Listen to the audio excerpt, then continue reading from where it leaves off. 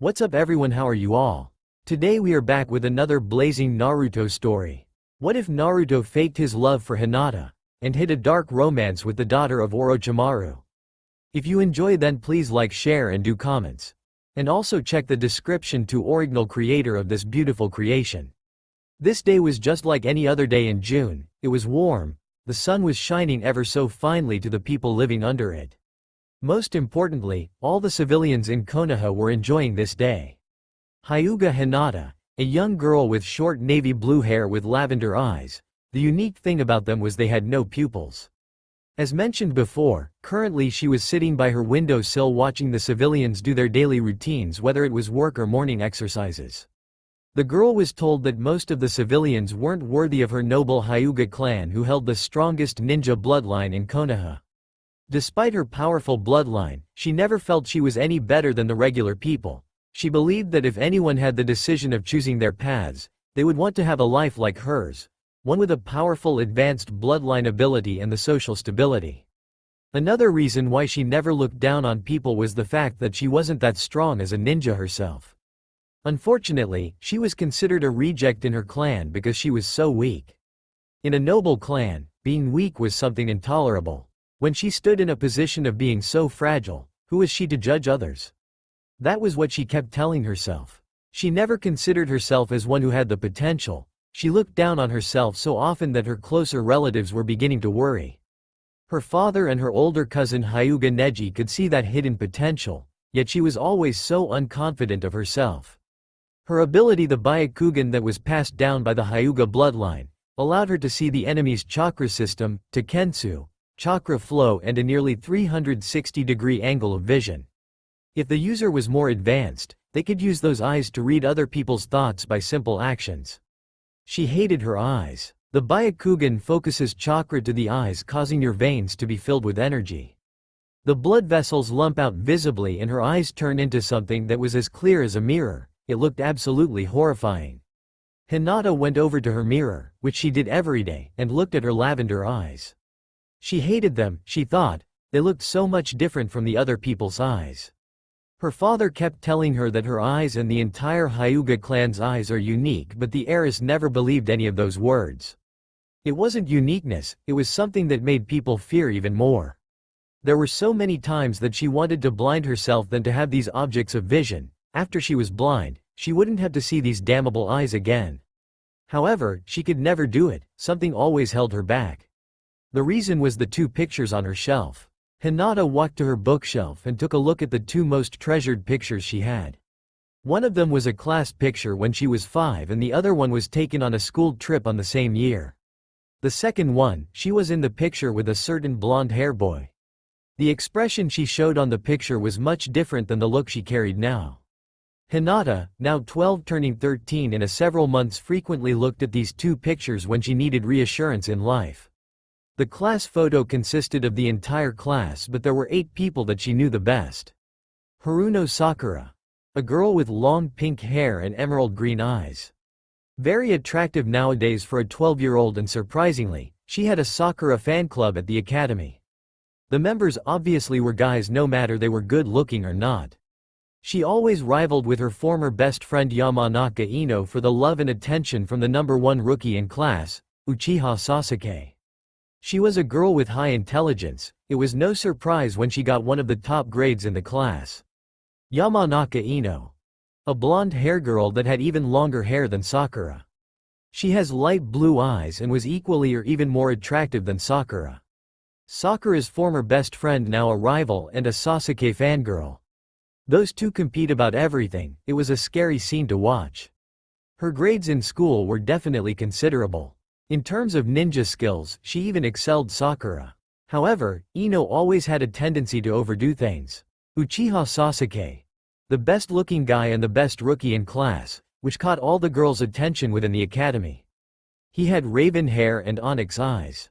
Even the younger and older kids adore him. He had a fan club against his own will. Hinata really pitied him for this kind of suffering.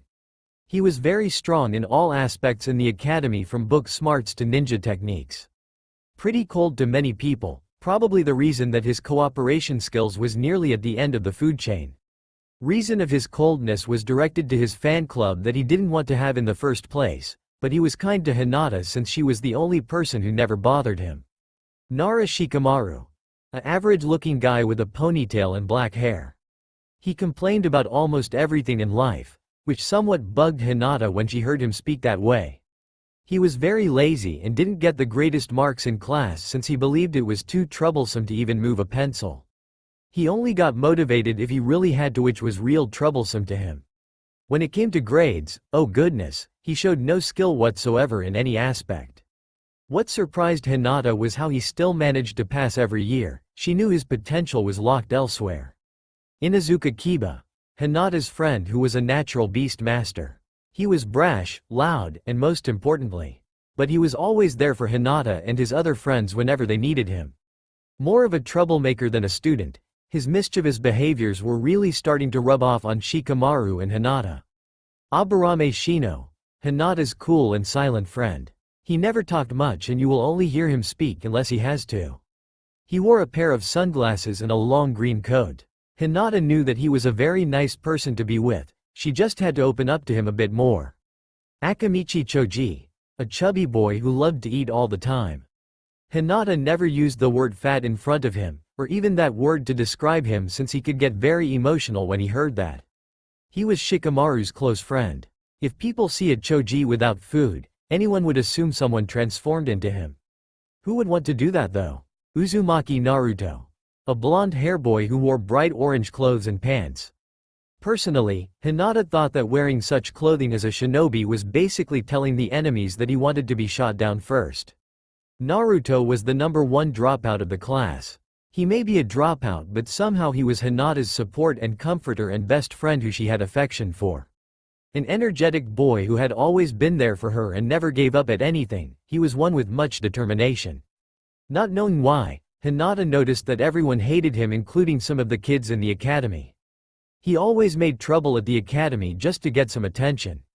She knew underneath that troublemaker was a caring young boy. Naruto-kun. She whispered to herself as a few tears came from her eyes. It has been 7 years, nearly 8 since that day Uzumaki Naruto left the village of Konoha. She has never seen him since and she missed him so much. She started to cry without knowing.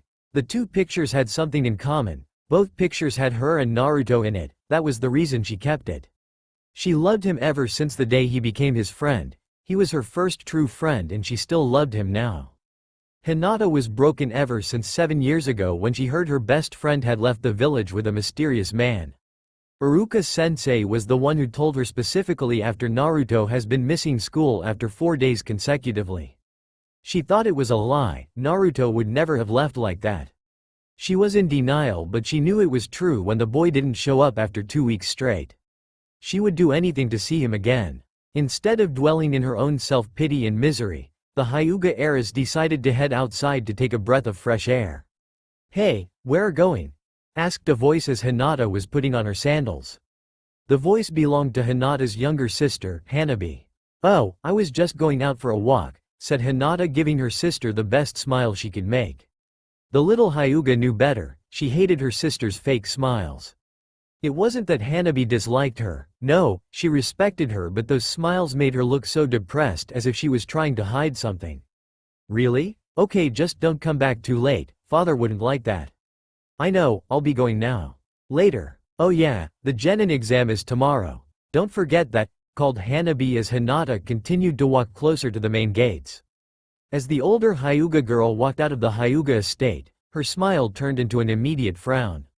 Genin exam, how much she didn't want to take it. The exam was tomorrow and she had no confidence to take it. She was afraid of failure. In addition, she didn't want to be a disgrace to her family any more than she already had.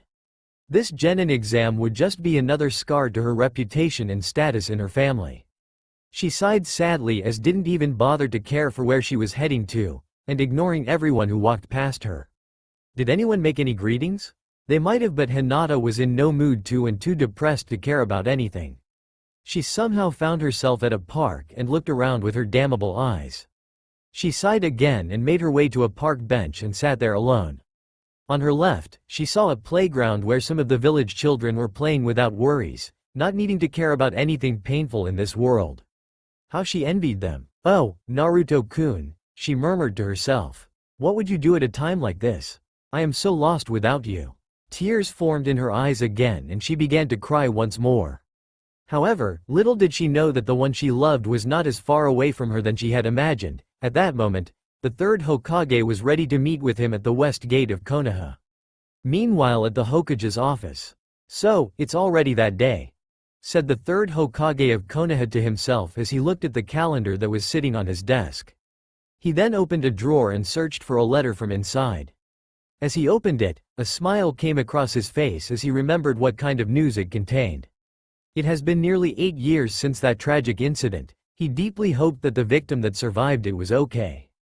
The last time he saw him gave him so much regret and pain. He just hoped that boy would be able to see light once more in his eyes. At the west gate of Konoha, the third Hokage was waiting patiently at the west gate for his student to return. It has been almost 8 years since the boy left with his student Jiraiya. He just hoped that the boy was able to accept this place once again. He was excited to a certain extent when he heard sounds from the other side demanding entrance to the village. The old man Hokage recognized the voice immediately. It was Jiraiya. He had finally returned. In a matter of seconds, the gate opened just to reveal Jiraiya outside waiting for the gate to allow him passage. Jiraiya greeted the third, giving a hug to his former student. "I'm so glad to see you again." "Likewise, Sarutobi-sensei," said Jiraiya with a chuckle. "Looks like you have really aged, old man. Can't you refer to this as potential?" "Potential? Yes, since I am still taking on this job even though I am old."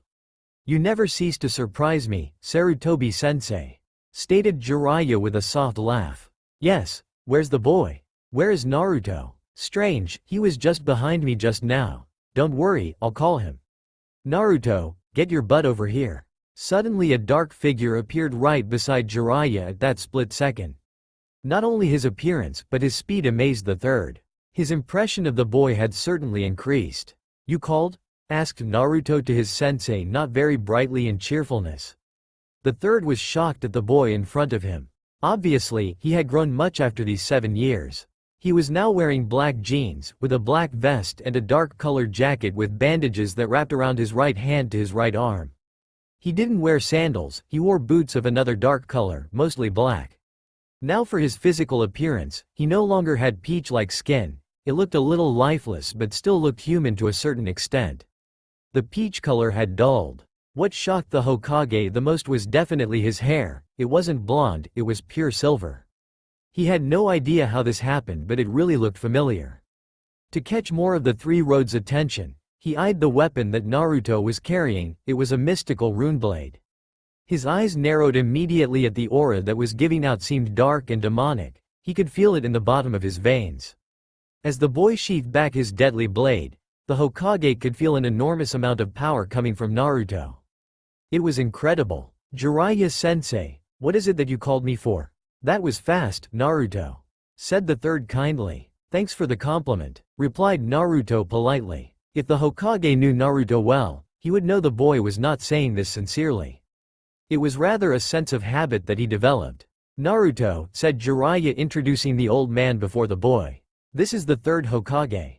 So your Hokage-sama, sensei has been talking a lot about you for as long as I can remember. At least this boy has a lot of manners. Jiraiya, you have taught him very well," thought the third proudly. Naruto broke into a smirk when he heard the Hokage's thoughts on complimenting Jiraiya. He obviously could hear his thoughts as clear as day. "I think you are giving my sensei too much credit, Hokage-sama," said Naruto, which caught the two old men's attention. "Sensei taught me no manners. I developed them myself when Jiraiya got caught by the women at the hot spring baths. I, being the student, always had to use the most correct words to save his sorry." The boy didn't even finish since Jiraiya clapped his mouth, halting him in an instant. With his hands crushing his nose, Naruto soon began to flail his arms violently. "Jiraiya," began the third with a fake cough.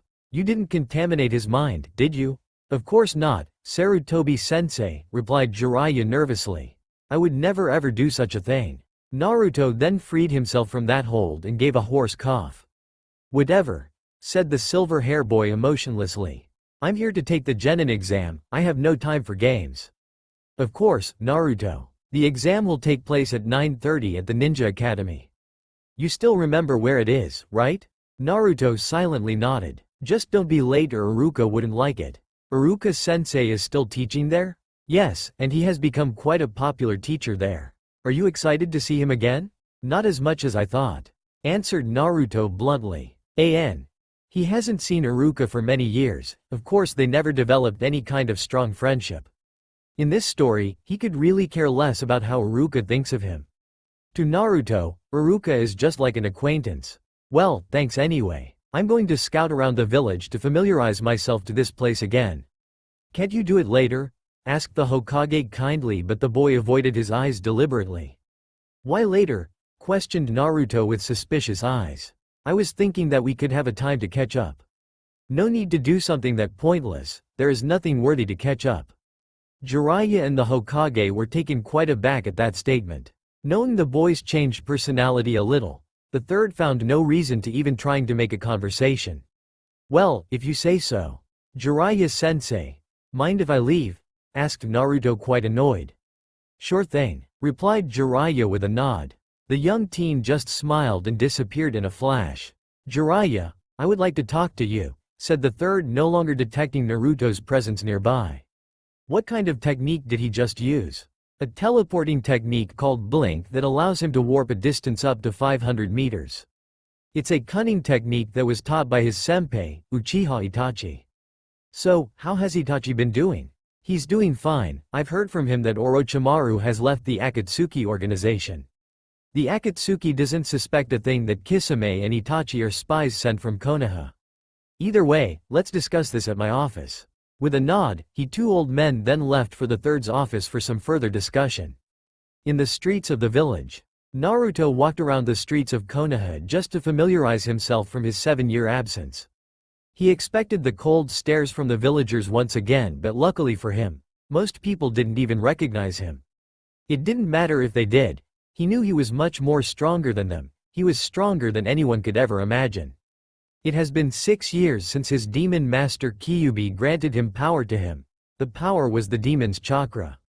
The boy gladly accepted the offer and absorbed all the chakra willingly. His chakra was now demonic and deathly green. The demon's effect had no drawbacks, it strengthened his body by a demonic corruption, making him reducing chances of internal bleeding and injuries and giving him much more physical strength.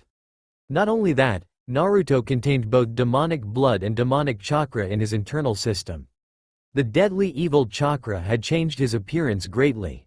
His body is at least 2 years more mature than it should be. He looked very manly both mentally and physically. His silver hair was a sign of what he has become. He became one of the fallen champions of the Uzumaki clan, a Death Knight. In the Uzumaki clan, there were people who were paladins or traitorous Death Knights. Paladins were better known as demon hunters who hunted down evil spirits or demons.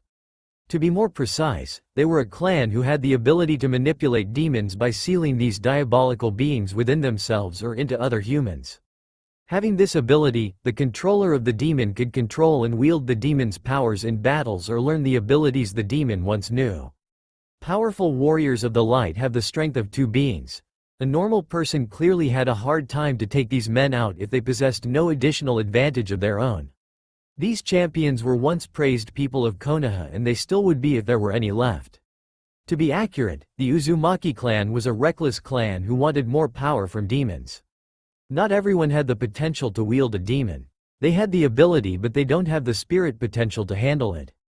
The demon's influence might have been too great and they took over their minds. That was how Death Knights came to be. Death Knights were the evil counterpart of the human paladin. Their demon master granted them power, and what they expect back was loyalty. After being corrupted, they followed the demon's every command, from running away from their family to killing a rival clan.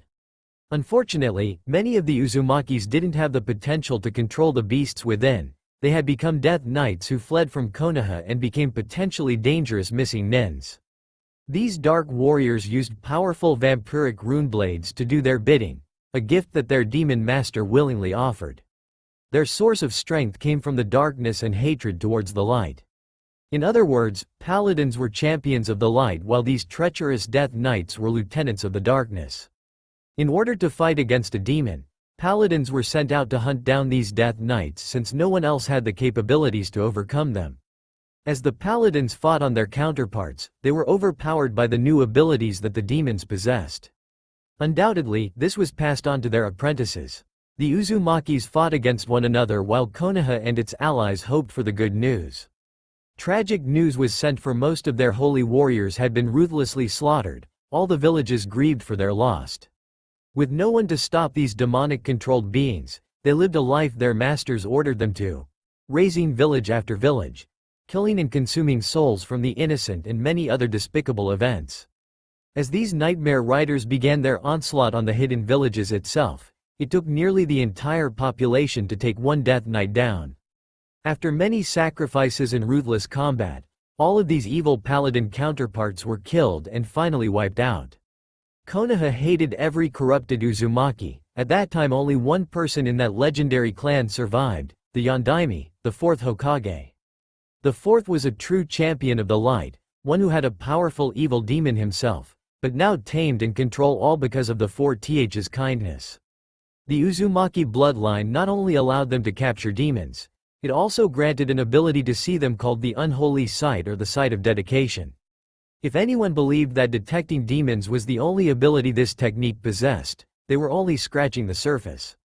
Unholy sight could read thoughts of anyone the user desired, read chakra levels around them and also a clear vision through objects. This clear vision just allows you to see through limited things. The Byakugan's ability in vision was much efficient beyond expected standards. Naruto was a death knight, one who had one of the most powerful demons inside of him. He wielded powers beyond anything within your imagination. He wasn't a genius, he worked hard to achieve the strength he had but of course with his master aiding him all the way. He walked past the villager with a deadly smirk on his face. These villagers would pay for what they did to him.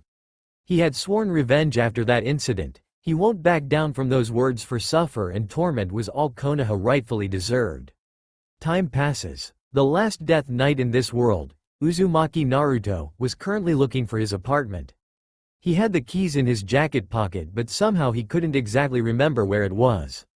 Damn, am I having a case of memory loss already? He scolded himself mentally. He soon came across from a familiar park. He frowned as he arrived. Memories came to his mind. He remembered he came to this park when he was a kid.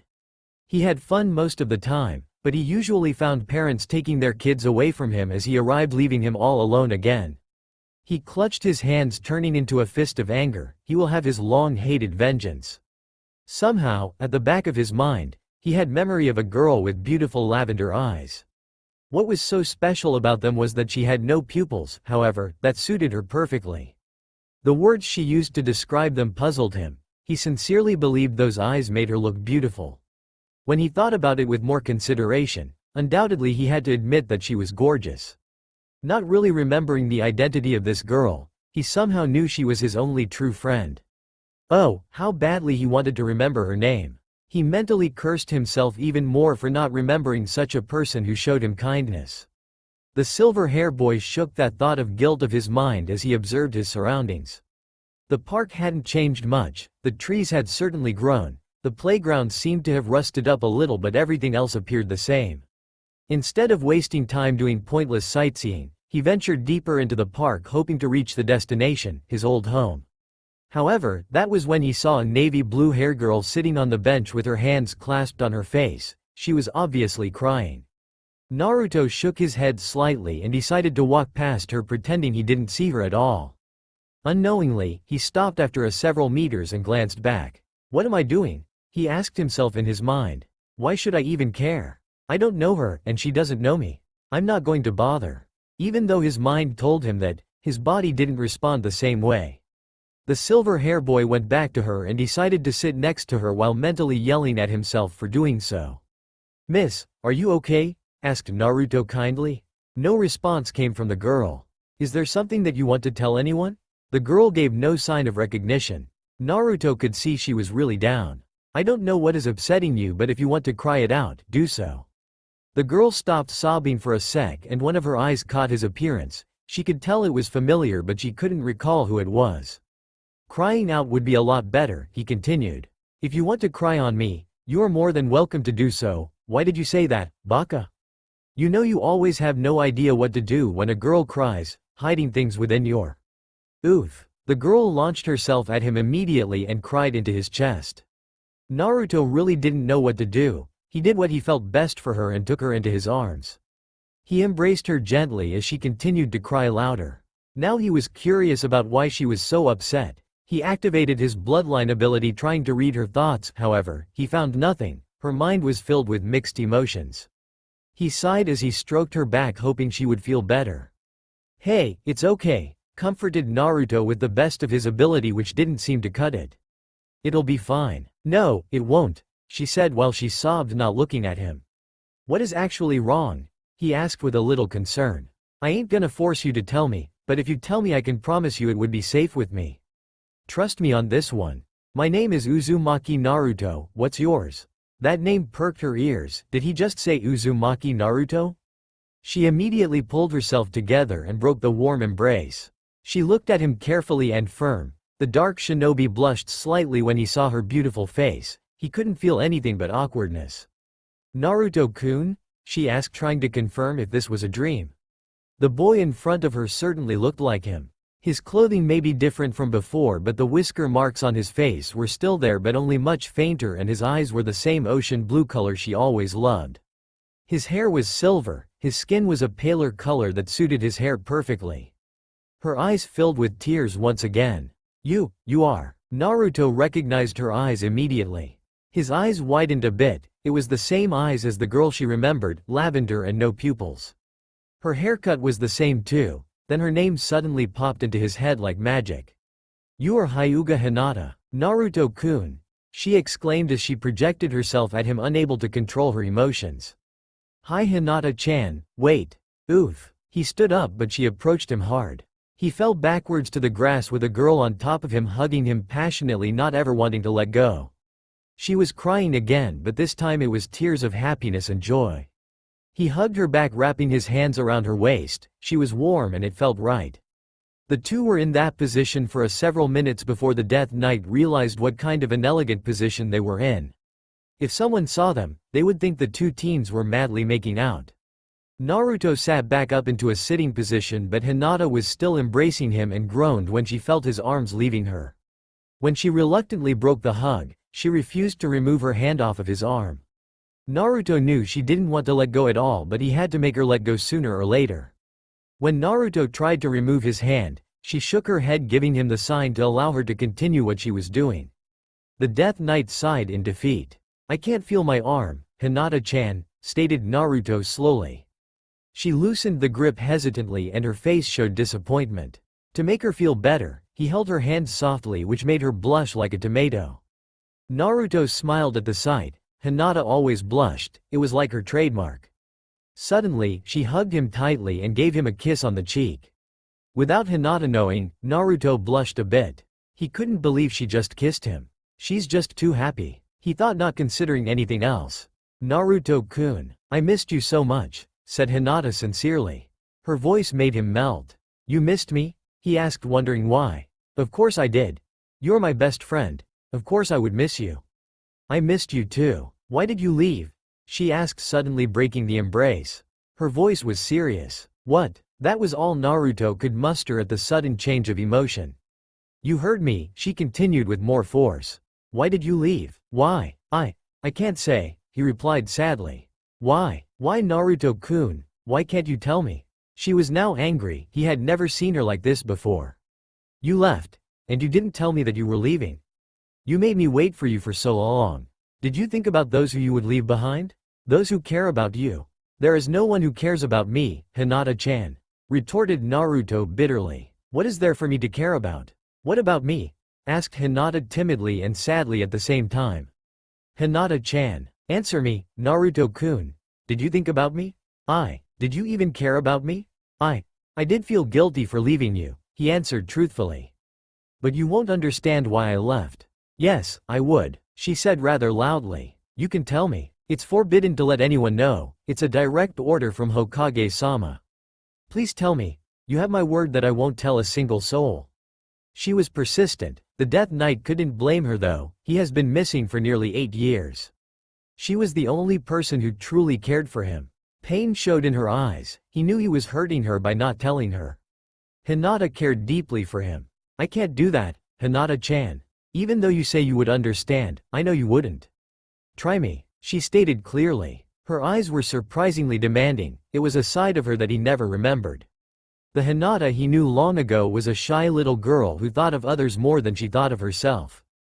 As his eyes observed her, he could sense the true intentions behind it. "Fine," said the Death Knight finally with a sigh. She brightened up, it was an immediate response. "Hokage-sama didn't say anything about me telling anyone. However, before I start I want you to prepare what I am telling you." She nodded and gave all her attention to him. "Okay." It all started 2 weeks after the trip with Iruka-sensei.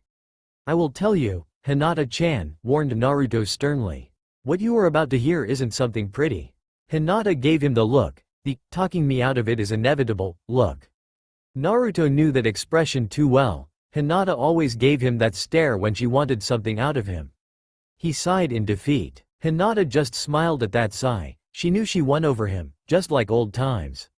"Also, you are not allowed to tell anyone else about this unless I say so." Once again, the Hyuga girl nodded promptly and gave him a promising smile. Naruto had to face the facts. This girl never disappointed him in anything. "Okay. This all started shortly after the field trip we had with Iruka-sensei, around a week or 2. Flashback. "Okay, I'll see you later Hinata-chan," said Naruto at 5 years old waving goodbye to his only friend. "I had a fun time, Naruto-kun," responded a 5-year-old Hinata blushing. Like mentioned before, it was like her trademark. "You still want to play with me, tomorrow?" she asked timidly, not wanting a rejection. "Sure I will, Hinata-chan," answered Naruto energetically. "You are my best friend, why wouldn't I play with you?" He then gave Hinata a reassuring hug that made Hinata blush like a strawberry. It was something that kids would do and wouldn't feel embarrassed about it. She wanted that hug to last forever. She liked him a lot ever since they became friends. Obviously she never told him that. However, she made signs that sent the message. Sadly enough, he was too dense to understand it immediately. Soon, the boy broke the hug and took off, leaving a shocked and blushing girl behind. When Hinata regained her senses, she skipped happily home. However, little did they know a band of villagers were watching their little act the entire time. Their eyes were filled with pure hatred and fear. Who they were watching wasn't the little Hyuga heiress, it was the boy. Then it was decided, the act would commence that night, it would be end of that feared demon. Naruto paused smiley face. That night, I was running back to my apartment with a delighted smile on my face. It was a true genuine smile, unlike those fake smiles I always gave to people. I really had a true friend now. Hinata, she was like an angel sent from the heavens to save me. It was like God never forgotten me all this time. He answered my prayers that no one could ever gave me a better one. I felt like the happiest boy alive at that moment. No one could tear that friendship bond away. I valued this friendship. I wanted to show Hinata my appreciation. I knew a gift would be the perfect answer. At the back of my head, the perfect gift came up. It was a teddy bear. Lame? Yeah, but what could a 5-year-old think of? It's not like he's getting married. Luckily, it was on discount, so I was able to get it for a cheap price. Unfortunately, that shop was across town, so it took me a while to reach home. But soon, I found out my lateness tonight was my blessing, for it was the night the villagers commenced their revolt.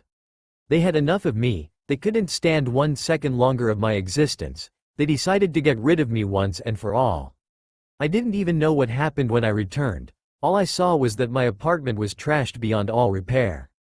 There were at least 100 or more people standing outside the area waiting for someone. They were carrying scythes, rakes, pickaxes and other weapons. I didn't know why they did it, but I was emotionally crushed. If I was at home at that time, I knew I would have been killed. "Hey, it's that cursed kid!" shouted a villager pointing at me with a spear. That caught the attention of the other allies who were with him. "Shit, there he is. Kill that bastard," yelled another with absolute rage. "Take out his eyes," screamed another energetically. "Tear up his shins. Bludgeon his face." At that moment, I ran for my life. Even though I didn't know what bludgeon or tear meant, I clearly knew what the meaning of burn was. By the tone of their voices, I doubt they were too kind. I continued to run away as quick as my legs could move, but the villagers were hot on my tail. Luckily, I had an incredible source of stamina, so I kept on running. However, due to their sheer numbers, those bloody bastards eventually cornered me. First, they intimidated me, and not long later it was physical torture. They kicked me right in the gut to make sure I would be in enough pain that I couldn't run away. Soon, they bashed my head with their fists, tossing me around like a rag doll, trying to make me experience endless torment before my ticket to hell arrived.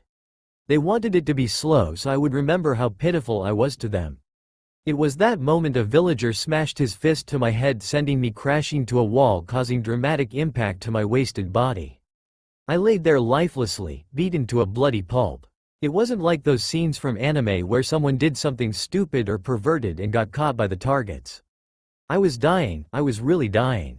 Blood seemed through the wound on my head down to my nose and continued to drip onto the ground.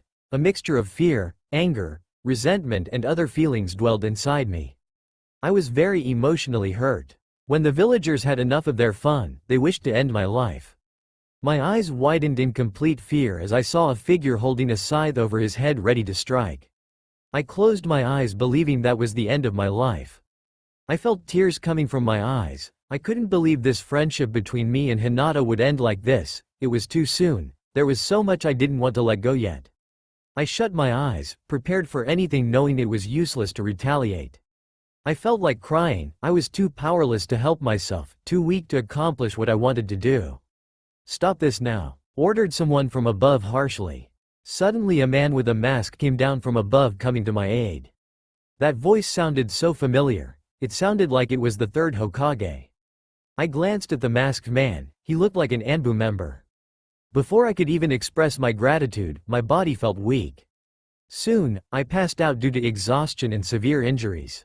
Days later, after that tragic incident, I woke up either the next day or even several days later. As I opened my eyes, I could see the old man Hokage next to me. I realized I was in the hospital. "Naruto, how are you feeling?" he asked kindly, offering his hand. I jerked away immediately and glared at his hand. I couldn't trust him or anyone. How could I trust people after the incident that happened that night? Their evil expressions were still stuck in my mind as if it happened just now. I wanted it to disappear, but it continued to haunt me, to torment me. I thrashed violently like a crazed maniac, not knowing why or had the willpower to control my actions and emotions. If the third didn't held me close and did the right thing to calm me down, the entire room might have been destroyed. "Get away from me," I screamed once I felt he was holding my shoulders. Normally, I would be glad someone showed their kindness, but not today. I rudely shoved his hand off my shoulders as I trembled in fear. What the heck is happening to me? I thought as cold sweat came down my forehead. "This is the Hokage," I kept telling myself in my head. "Calm down, Naruto, calm down." I tried to listen to myself, but my conscience didn't feel otherwise. "Where are all those evil people?" I asked rather rudely, but the look he gave me seemed like he expected me to ask that. "Where are they, Hokage-sama? Why did they try to kill me? What did I do?" "It's not you, Naruto," said the third sadly, lowering his head. "I'll tell you, it's not you." "Then why?" I wanted an answer immediately. "You do want to know what happened to those people, don't you, Naruto?" he asked, changing the subject. I nodded slowly, watching his every movement. Everything he did seemed so suspicious to me all of a sudden. "I ordered the Anbu to deal with them, don't worry." "What do you mean? What if they come back to hunt me?" "No, they won't. I made sure they won't." A sudden sense of realization hit me. They were dead. The old man Hokage ordered the Anbu to execute over 100 men. It was a bit hard to swallow at the time being. "Naruto, what would you like to do now?" he asked understandingly. "I don't know," I replied with my hands covering my face, crying. "Would you like to stay here in Konoha and continue to live here?" "Hell no," I snapped angrily. "How the hell do you expect me to live here after what happened?" Deep down I was laughing at the old man for asking such a stupid question, but again, the look he gave me told me that he expected that answer as well. "If you don't want to stay here, where do you want to go?" "Anywhere but here," I stated simply without emotion. I felt strange speaking in that tone, but somehow it felt right. Somehow, it was like a 180-degree contrast of me. Somehow I liked it. "I'm leaving Konoha, Hokage-sama. I don't care if you allow me or not. I know I can't stay here. How would you survive in the outside world? You are only 5 years old, said the third. Somehow, he wasn't too surprised at my decision. His psychology started to freak me out. Then I realized, when did I start to think like that? I never cared about anything in the world other than ramen, training, pranks and Hinata-chan. When did I start to notice human gestures and psychology? I didn't understand my sudden change at all. I don't care, I replied coldly. I rather die of survival than in the hands of those bloody bastards. The old man smiled sincerely. To me it seemed he was mocking me. If you intend to leave, I won't stop you, Naruto. My eyes blinked several times, trying to make sure I heard what I heard. To be honest, I wanted to send you away for some time.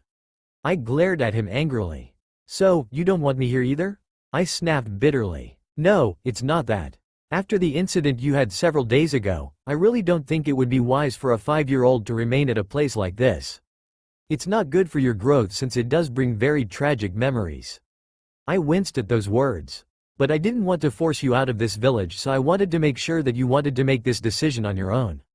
Thanks for your consideration. Even though you are leaving, I want a guardian to take care of you.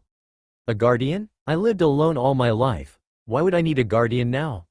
I said, rather surprised. The outside world isn't like the life here in Konoha, Naruto, he declared, raising his voice. If you aren't going with a guardian, I won't allow you to leave the village. I muttered a fine under my breath, knowing there was no way I could win an argument like this. The best move was to agree to his terms. Who's this guy that's gonna be my guardian? I asked with my foxy eyes but without the grin. You will like him, I am sure of it. Then a man in his early 40s entered the room. He was dressed in red Japanese-style clothing. He had white hair with 2 red lines from his eyes, which reached down to his face. He had no Konoha protector on him, but he had a scroll. I looked at the man closely. He seemed to jerk back a bit when he saw me. I wondered why.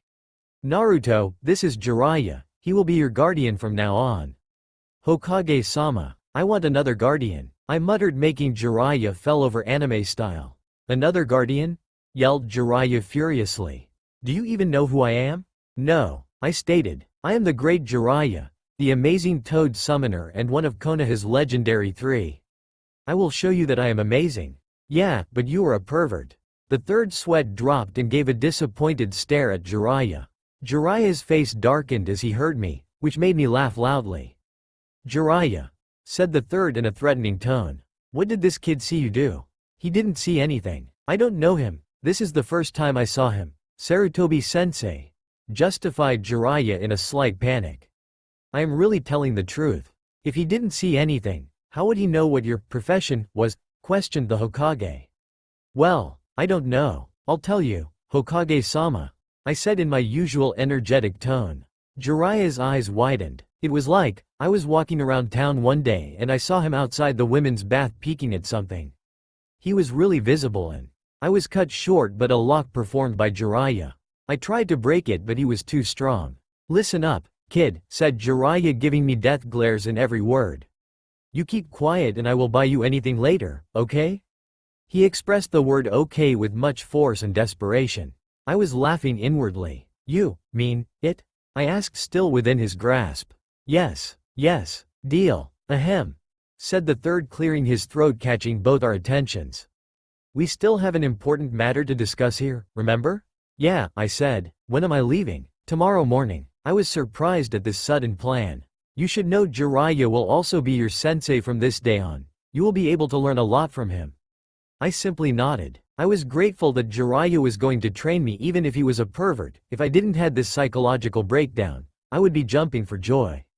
Deep down, I was relieved that I was leaving this place. The look on my new sensei's face showed nothing more than concern and sadness. I don't even know him. Why would he show such emotions towards me? Somehow, I knew he cared. That evening, I tried to find everything in my wrecked apartment.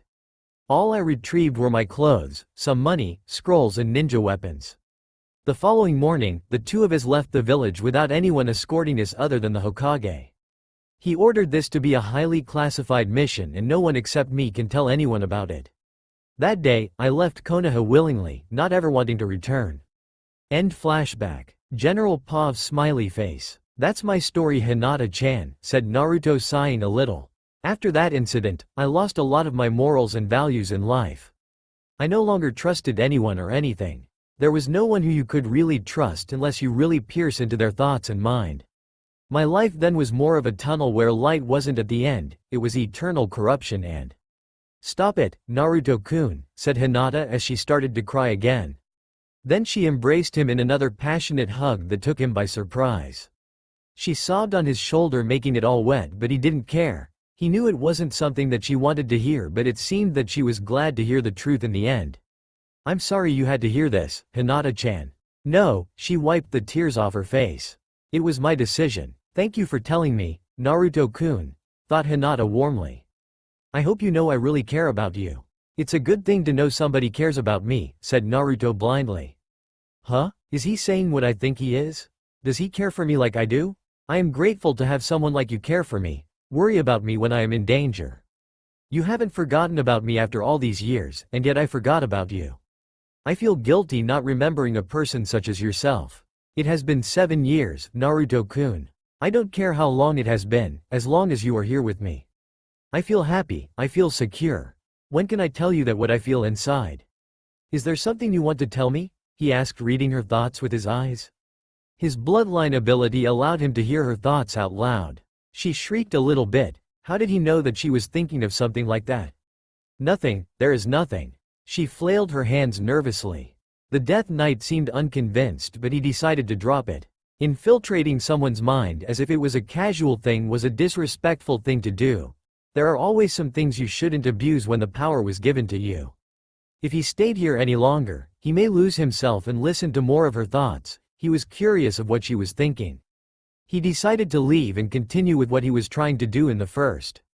As he got up, her hand snaked around his. He gave her a glance, her teary eyes wanted him to stay.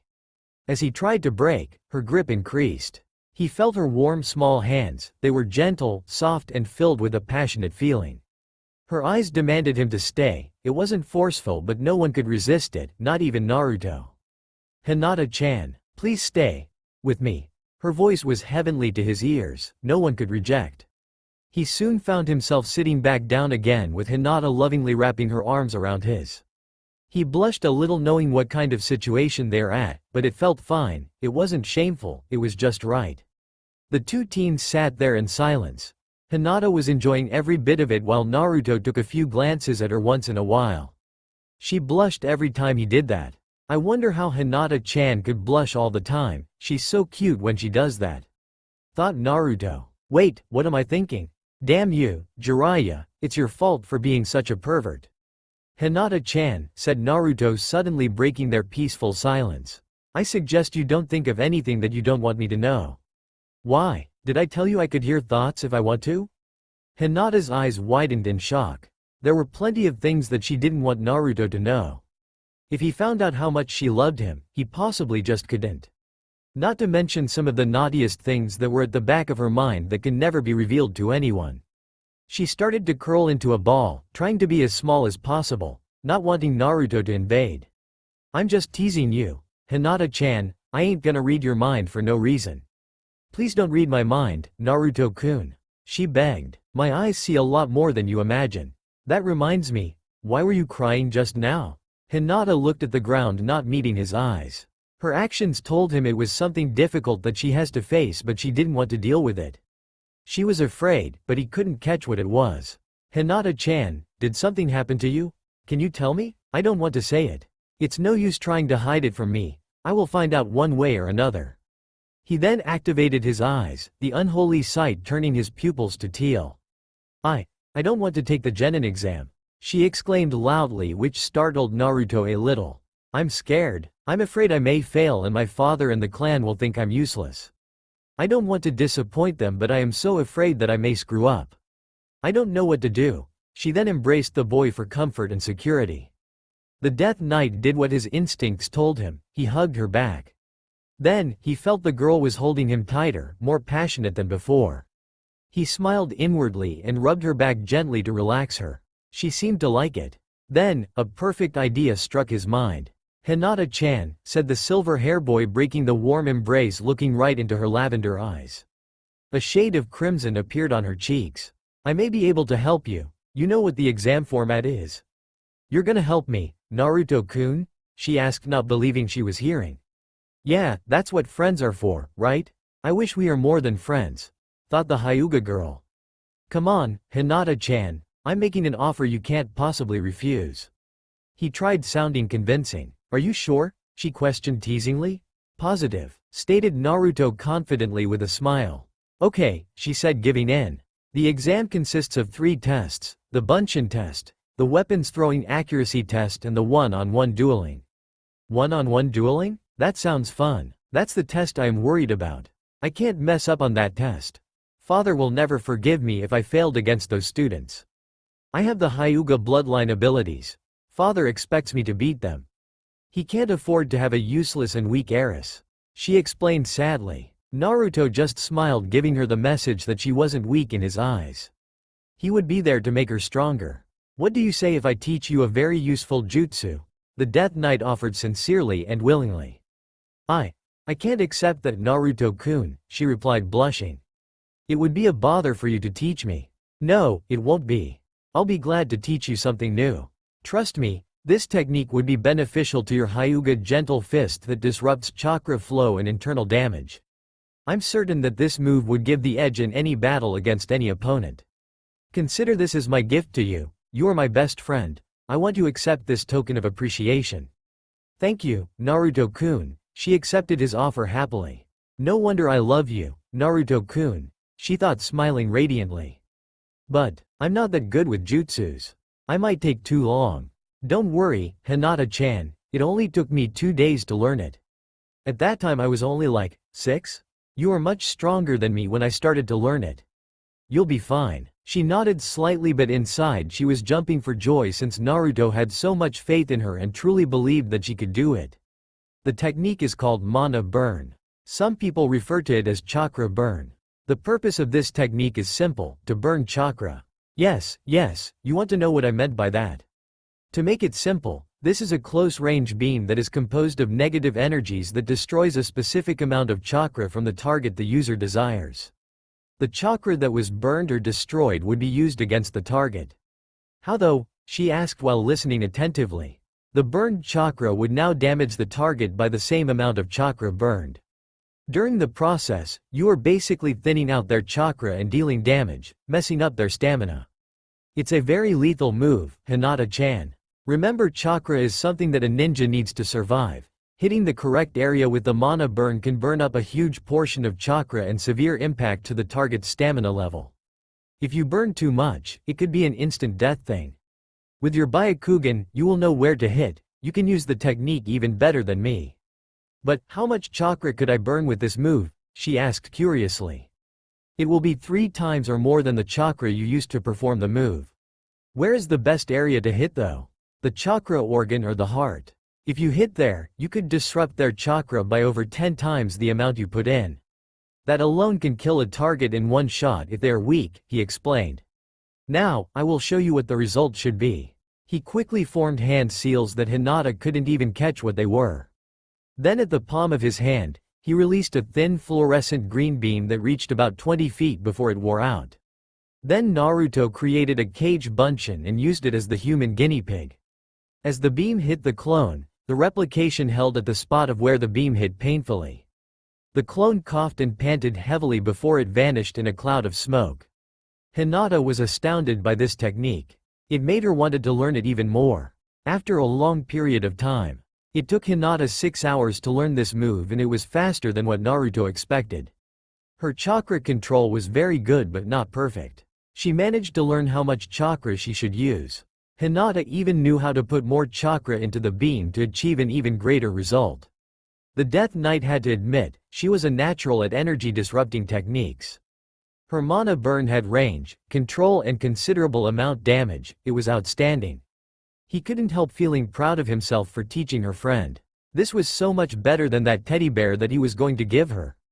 Hinata-chan, that was great, said Naruto happily. You mastered it already. Thank you, Naruto-kun, she replied with heavy breathing. She then started to fall forward due to exhaustion. Luckily Naruto caught her by the shoulders before her face made contact with the ground. He quickly turned her around so she would be resting in his arms. Naruto-kun. She whimpered as she held his hand for reassurance. The Death Knight blushed at her touch but decided to shake it off. He was worried, her chakra levels were too low, she really overworked herself today. Hinata-chan, are you okay? He asked in a concerned tone. I'm sorry. Don't be silly. You have no idea how proud I am to see you mastering that move in such a short amount of time. Just rest for a bit. She mastered one of my hidden techniques in such a short amount of time, she really does have potential. Thought Naruto. However, I need to heal her before her condition gets worse. I could give her some of my chakra. No, my demonic chakra would corrupt her. I can't do that, I will use a potion. He then reached for his pouch on his left waist and reached out a small jar. He opened it and allowed Hinata to drink it. Surprisingly enough, she took all of it. He didn't mind though, as long as she was safe, that was what mattered.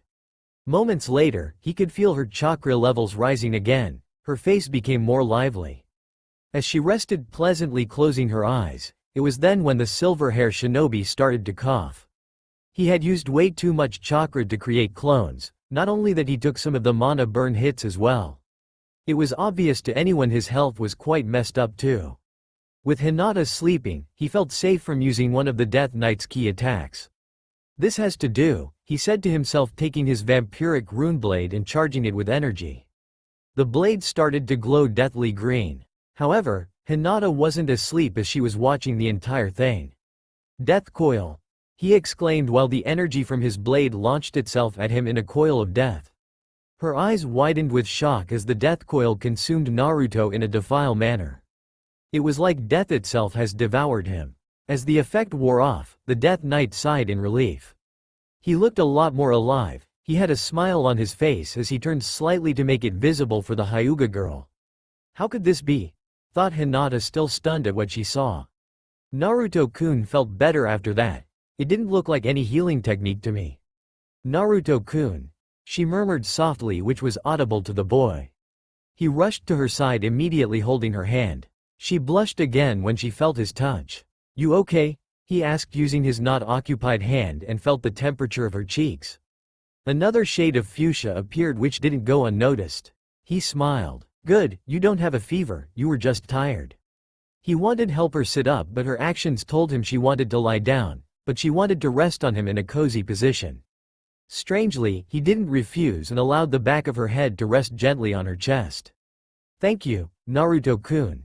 She managed to say while sighing pleasantly, looking up at the darkening sky. You like the position you're in right now? He asked jokingly. She nodded silently with a sincere smile. It's worth it to see you happy. You're so nice to me, you haven't changed one bit. She stated warmly. I haven't? He asked curiously. You were always kind to people, it's who you are, it's something very rare in humans. Naruto was touched, he knew she meant every word. You are kind yourself, Hinata-chan. He said as he gave her a slight massage on her shoulders. She stiffened at first, but then she gave in to the soothing sensation she was receiving. How do you like it? It feels wonderful, Naruto-kun, she said, nearly moaning in pleasure. The dark warrior blushed. I am glad. You like it, he said, stuttering between words. The two teens sat in silence, enjoying each other's presence. The lavender-eyed girl was amazed at his touch. He became much different than before. He was no longer obnoxious but a true gentleman. He was mature, mysterious, unpredictable in a good way, genuine. He was everything a woman would want and love. The girl blushed even deeper when she took a short glimpse at him. She knew she loved him, and at that moment she really wanted to tell him her true feelings towards him. She was so glad he has returned to her. Naruto looked at the girl in front of him. Even though he wasn't obsessed about girls like his sensei, he had to admit Hinata was very cute and not to mention pretty. He realized today how much Hinata liked him. He knew he was too dense to notice this before. In other words, too stupid. All those actions she took today, they were filled with affection. As he observed her, she still had the same haircut she had 7 years ago, and her eyes seemed to glitter radiantly. He shook his head violently, trying to shut out all the inappropriate thoughts in his head. He knew he couldn't think like that. All he was trying to do was make her feel better. That was what he kept telling himself. Naruto-kun, whispered Hinata softly, breaking the silence between them. What is it? He asked. I haven't ate anything all day, she told him while giggling. I'm hungry. Same here, Hinata-chan, that makes the two of us. The two chuckled a bit. It'll be my treat, let's go. She nodded in agreement as Naruto took her hand leaving the park.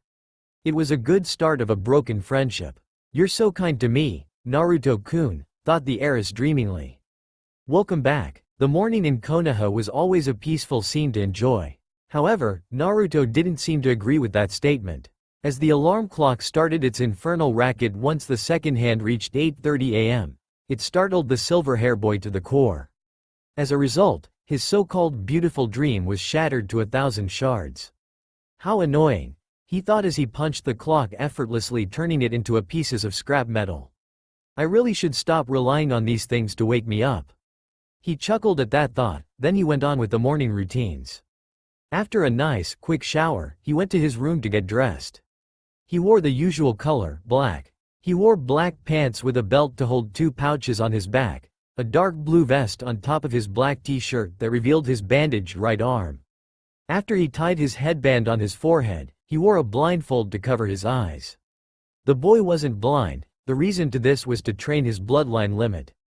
In simpler words, he was training on the see-through vision part of his ability. If there were obstacles in his path, he must focus more chakra in order to see through it. Gradually he would get used to this new difficulty and permanently increase his vision.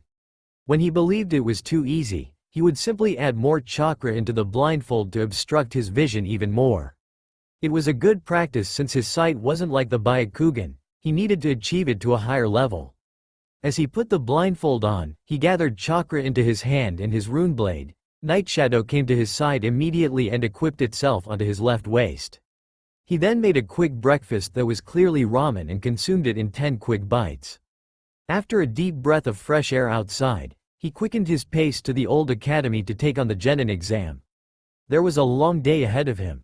At the academy during the meantime, Hinata arrived at the academy quite early that morning. She was the second to arrive. The first person to arrive other than Iruka-sensei was the number 1 student, Uchiha Sasuke, one of Hinata's friends. She decided to have a quick chat with him before class started since when the fangirls arrived, she wouldn't be able to get close. Besides, it had been a while since the two had talked. Losing a friend wasn't something Hinata preferred. Good morning, Sasuke-kun, greeted Hinata politely with a smile, walking closer to him. Sasuke's eyebrow raised a bit as he sensed happiness in her voice. Good morning, Hinata-san, said Sasuke, devoid of emotions, but Hinata didn't mind, she knew he had his standards to keep up. So, how are you lately? Good, very good, answered the Hyuga girl somewhat blindly. How so? Questioned Sasuke, allowing his curiosity to take over. She then blushed before she could finish, that made Sasuke grin a bit. I learned a new move. Really? He spoke with interest. You should be proud of yourself for learning it now. Thank you, Sasuke-kun. What kind of technique is it? Sasuke-kun really gets into ninjutsu stuff, thought Hinata. It'll be my little secret, replied Hinata teasingly. I'll let you figure it out. Come on, Hinata-san, you can tell me. If I told you now, that would ruin the element of surprise if we sparred against each other. True, he was inclined to agree. But that would be a low chance though. The chance of you fighting me would be 1 out of 29.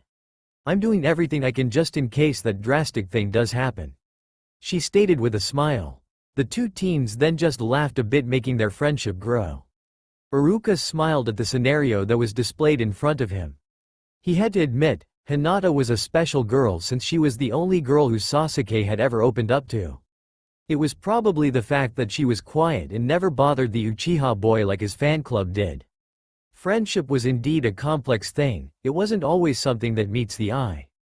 Time goes on. As time passed, more and more students began to arrive in groups or by themselves. Soon enough the classroom was filled with people. The Hyuga girl knew it was her time to leave since some of the fangirls were starting to annoy their beloved Sasuke-kun. At that time, it was time for the Uchiha to ignore them with the best of his ability. Won't they ever give up? Thought Hinata, smiling at that thought. The raven hair ninja gave looks of annoyance while Hinata just giggled at.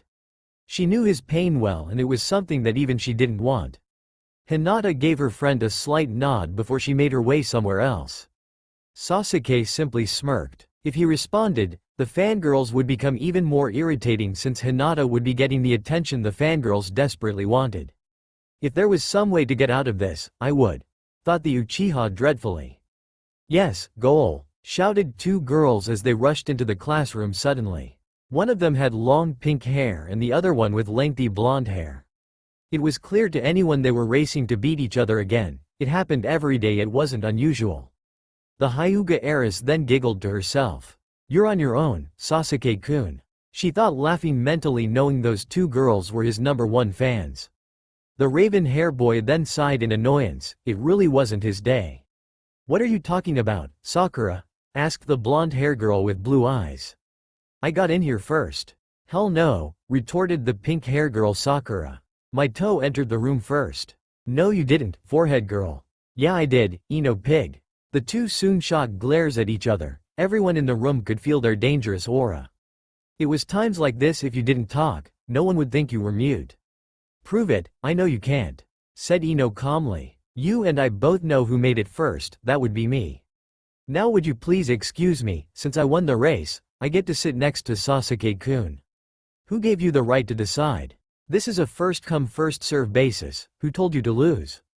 Their argument was going nowhere, the two rivals just continued to bicker. To make it worse, they gradually bickered next to Sasuke, which literally drove him to his limits.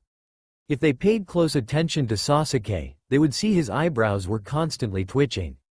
However, the fangirls were obviously too obsessed by his looks that no one could see that the boy was going to blow in any second. The pressure was on, the sounds were ringing in his ears like there was no tomorrow, the constant hyperactive activities were unbearable, he was being pushed way too far. Class, listening up, said Iruka suddenly in front of the classroom trying to gather the students' attention. What a save!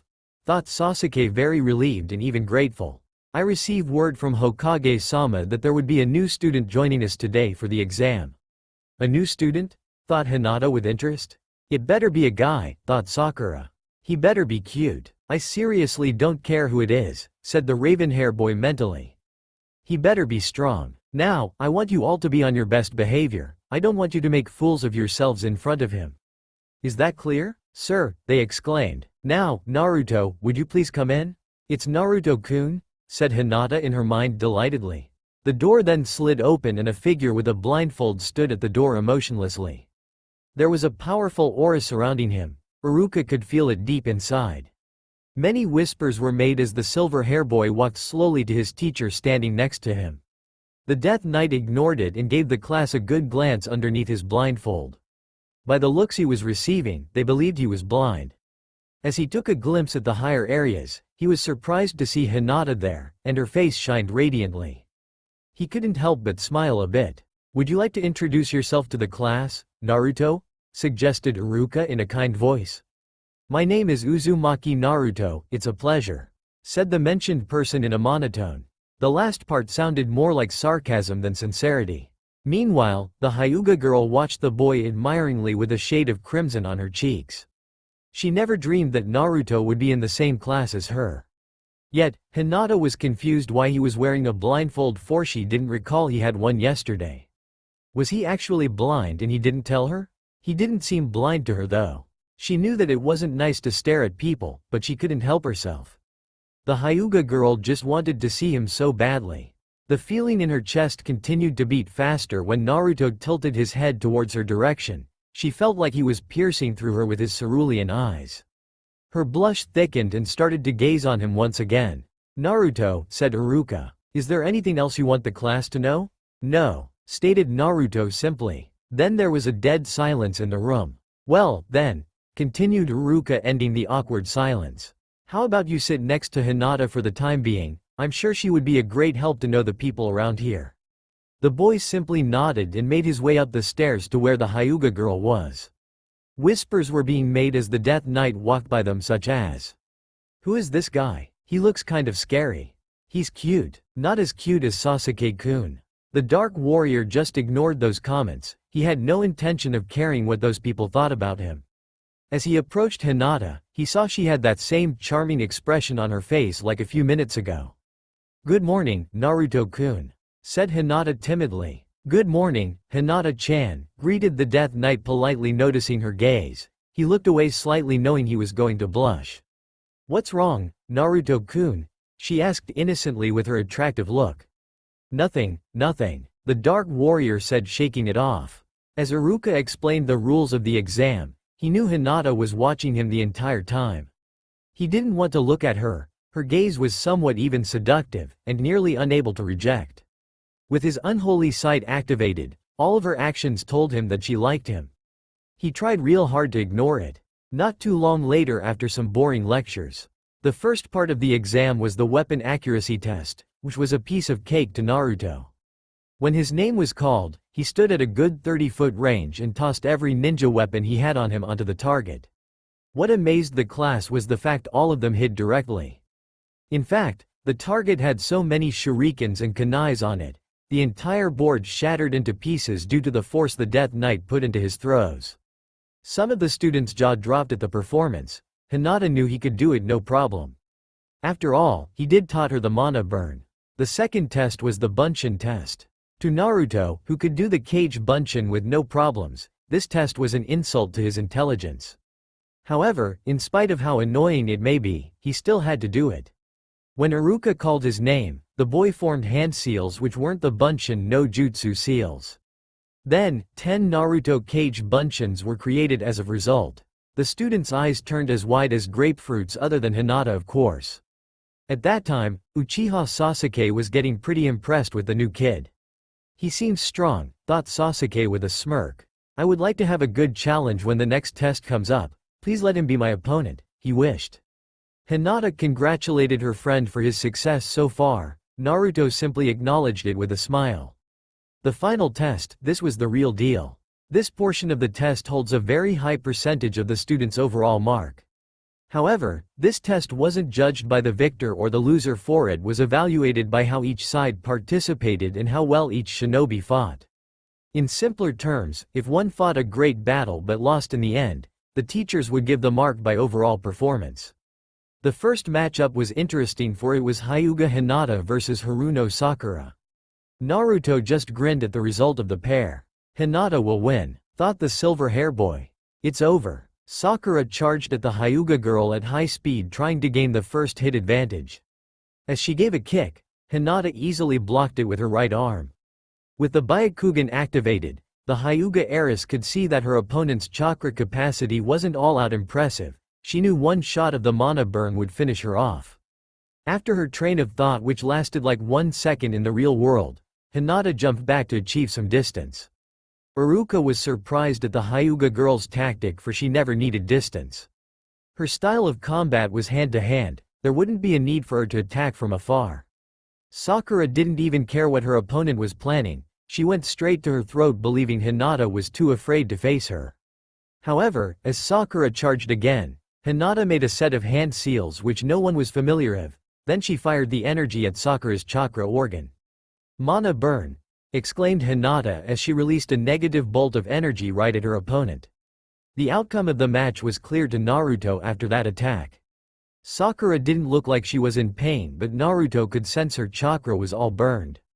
The pink-haired girl was too drained to even have the strength to hold the area of where the beam hit her. The next second, she fell on her knees and collapsed. She no longer had the strength to even stand up. "That was lame," thought Naruto bitterly. "I'm glad she wasn't my opponent." Hinata called Iruka, a little worried. "What kind of technique did you use on Sakura?" "It's called mana burn," replied Hinata timidly, playing with her index fingers. "Really? Where did you learn it?" "I learned it." She then glanced at Naruto, which shot her a weak glare, telling her to keep her mouth shut. She agreed promptly at his decision. "Well, that will be my little secret, Iruka-sensei, is that okay with you?" "Sure," answered Iruka somewhat reluctantly. "Would Sakura be okay though?" "I'm sure she would be fine," answered Naruto, stepping into the conversation. "She's just low on chakra, she would be fine sooner or later." Then the Dark Warrior then carried the fainted in front of him and got her to a good place to rest. Hinata wished she was the one being carried though, she desired for that position Sakura was in right now. She couldn't help feeling a little jealous of her. After many boring matches later, Naruto was getting a little impatient. He had a very high tolerance level, it took a lot to piss him off.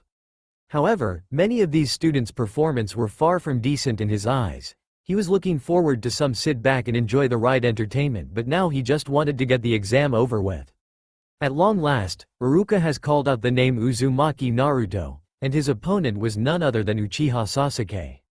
Both of them had a smirk across their face. The Uchiha boy was quite happy with his matchup. "I'll be enjoying this battle, Naruto," growled Sasuke while smirking as the two walked into the center of the field.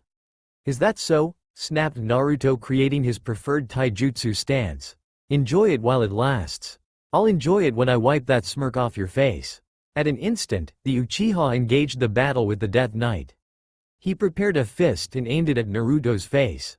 The blinded ninja smirked and moved his body a step backward to allow Sasuke to whiz by. The raven hair boy then made a 90-degree spin to perform a hard kick. This time, Naruto bent his torso a little to evade the attack completely. Sasuke's eyes widened when he saw his opponent moved away like it was nothing. "Impossible," stated the Uchiha boy in his mind with his eyes twitching. He then took out a kunai from his holder and continued his assault. The slashes didn't affect Naruto at all, he was dodging them effortlessly. To the students, it seemed like Sasuke was attacking like a mad idiot and he seemed to be getting his target right where he wanted him. However, in reality Naruto was too quick for Sasuke. His moves were like moving in slow motion to the Uzumaki. If that was the case, there was no way the Death Knight would get hit. The outcome of this match was a dead giveaway already.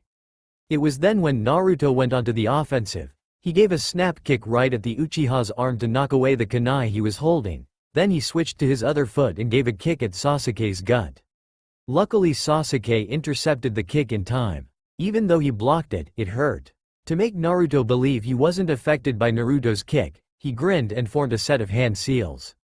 "Fire element, dragon fire no jutsu," exclaimed Sasuke as he breathed a powerful flame attack accurately at his target.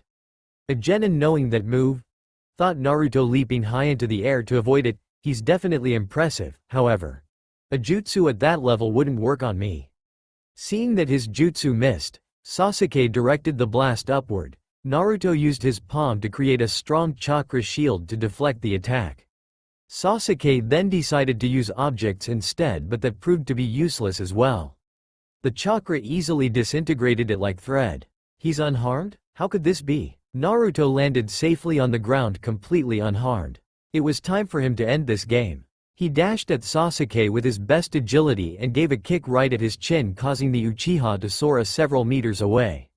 The Death Knight then went after his opponent, going straight for the kill. Naruto charged a powerful negative energy in his hand, hoping this would end the match. However, Sasuke wasn't someone who would just give up without a fight.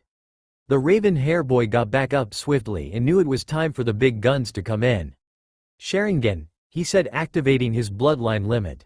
The only chance he could beat him was to copy his exact movements and techniques. Naruto smirked as his opponent's naive beliefs, as if he would allow himself to let him copy his techniques and battle tactics. As if he would use a move in front of a Sharingan user that he could copy, the Death Knight obviously used another hidden technique. "I won't let you," shouted Naruto, suddenly vanishing. Iruka couldn't even detect the presence of Naruto at that point. In the next second, the two teens were face to face. Naruto's hand made contact gently on Sasuke's chest, which was filled with a deathly energy. A loud sound of forced evaporation came from the assault. The Uchiha was gasping, trying to ease the pain, but to no avail. All he could do was cough and pant until he fell forward helplessly into his opponent's arms. Everyone in the audience gasped in utter shock and fear. They couldn't accept the fact a stranger would beat the lights out of Uchiha Sasuke, the #1 rookie. What surprised them was that Naruto accomplished what he did like it was one of the easiest things in the world. "What the hell did you do to Sasuke-kun?" questioned Sakura, who woke up moments ago. "What did you do to him, you blind freak?" The Sasuke fan club were quite furious at the moment about two things. 1. Their mighty Sasuke lost to a blind guy. 2. He was holding Sasuke. Even though he wasn't doing anything yaoi, the fan club wished they were the ones who were holding him. Inner Sakura at the moment was shaking her fist very violently at Naruto. She was pissed beyond recognition. "I don't have to answer you. replied Naruto, simply forming a set of rare hand seals. His hand glowed with a yellow energy and rejuvenated his fallen opponent with it. He used the healing rejuvenation. Each passing second Sasuke seemed to become more lively. Nato-kun, thought Hinata with a blush. You were amazing. I just drained his energy, explained Naruto, still concentrating his healing on the Uchiha. I hope that answers your question, lady. What kind of technique did you use on him though? Asked Sakura curiously. I rather not say. Fine, be that way, retorted Sakura. She was clearly still pissed. An angry Sakura was a dangerous Sakura. Every male took the precaution very seriously. Naruto, interrupted Iruka with a small cough. When will Sasuke wake up? He'll be up shortly, was Naruto's answer before he carried him to a safe spot. Time passes. Approximately 90 minutes later, Iruka finally got the Genin instructors to pick out the teams of this year's graduates. Nearly all of them were surprised that the dropout Naruto managed to beat Uchiha Sasuke. Some of them said it must have been luck since Naruto didn't claim the title of the most unpredictable kid in Konoha. Deep down, Iruka knew it wasn't luck, the boy has drastically improved. His development certainly surprised him today. He has never seen anyone improve this much in such a short amount of time. It was either he worked really hard or he had natural talent. In truth, it was a good compromise of both. Due to the silver hair boy's excellent performance, many of the Genin instructors wanted to train him. However, there was one who already chose him, and his two teammates were definitely an interesting duo. Meanwhile, all the students were chatting amongst themselves, wondering if they did good enough on the exam to graduate. Most of them were very nervous about the results. It was only natural. Hinata was quite proud of herself today. Not only that she did well on the first two tests, she actually won the one-on-one combat test. Her happy expression and cheerfulness didn't go unnoticed by Naruto, who was watching her all along. He shook his head slightly, not knowing how Hinata could be so hyped up today. She was just proud of herself, that was what he kept reminding himself. It wasn't long before Hinata started to gaze on her admirer again. He quickly turned away at that split second, not wanting to get attracted by her eyes. For crying out loud, they were next to each other. The Hyuga girl couldn't stop herself from watching him. She just wanted to see him in her vision. Hinata-chan, said Naruto calmly, not looking at her, but inside he was quite nervous. Is there something you want? No, she answered dreamily. There's nothing. Is that so? He asked, sensing the soothing touch in her voice. Would you tell me why you're looking at me like that? Hinata's eyes snapped wide open. He could see me underneath that, thought the Hyuga heiress. I'm sorry, she apologized quickly, trying to hide her blushing cheeks.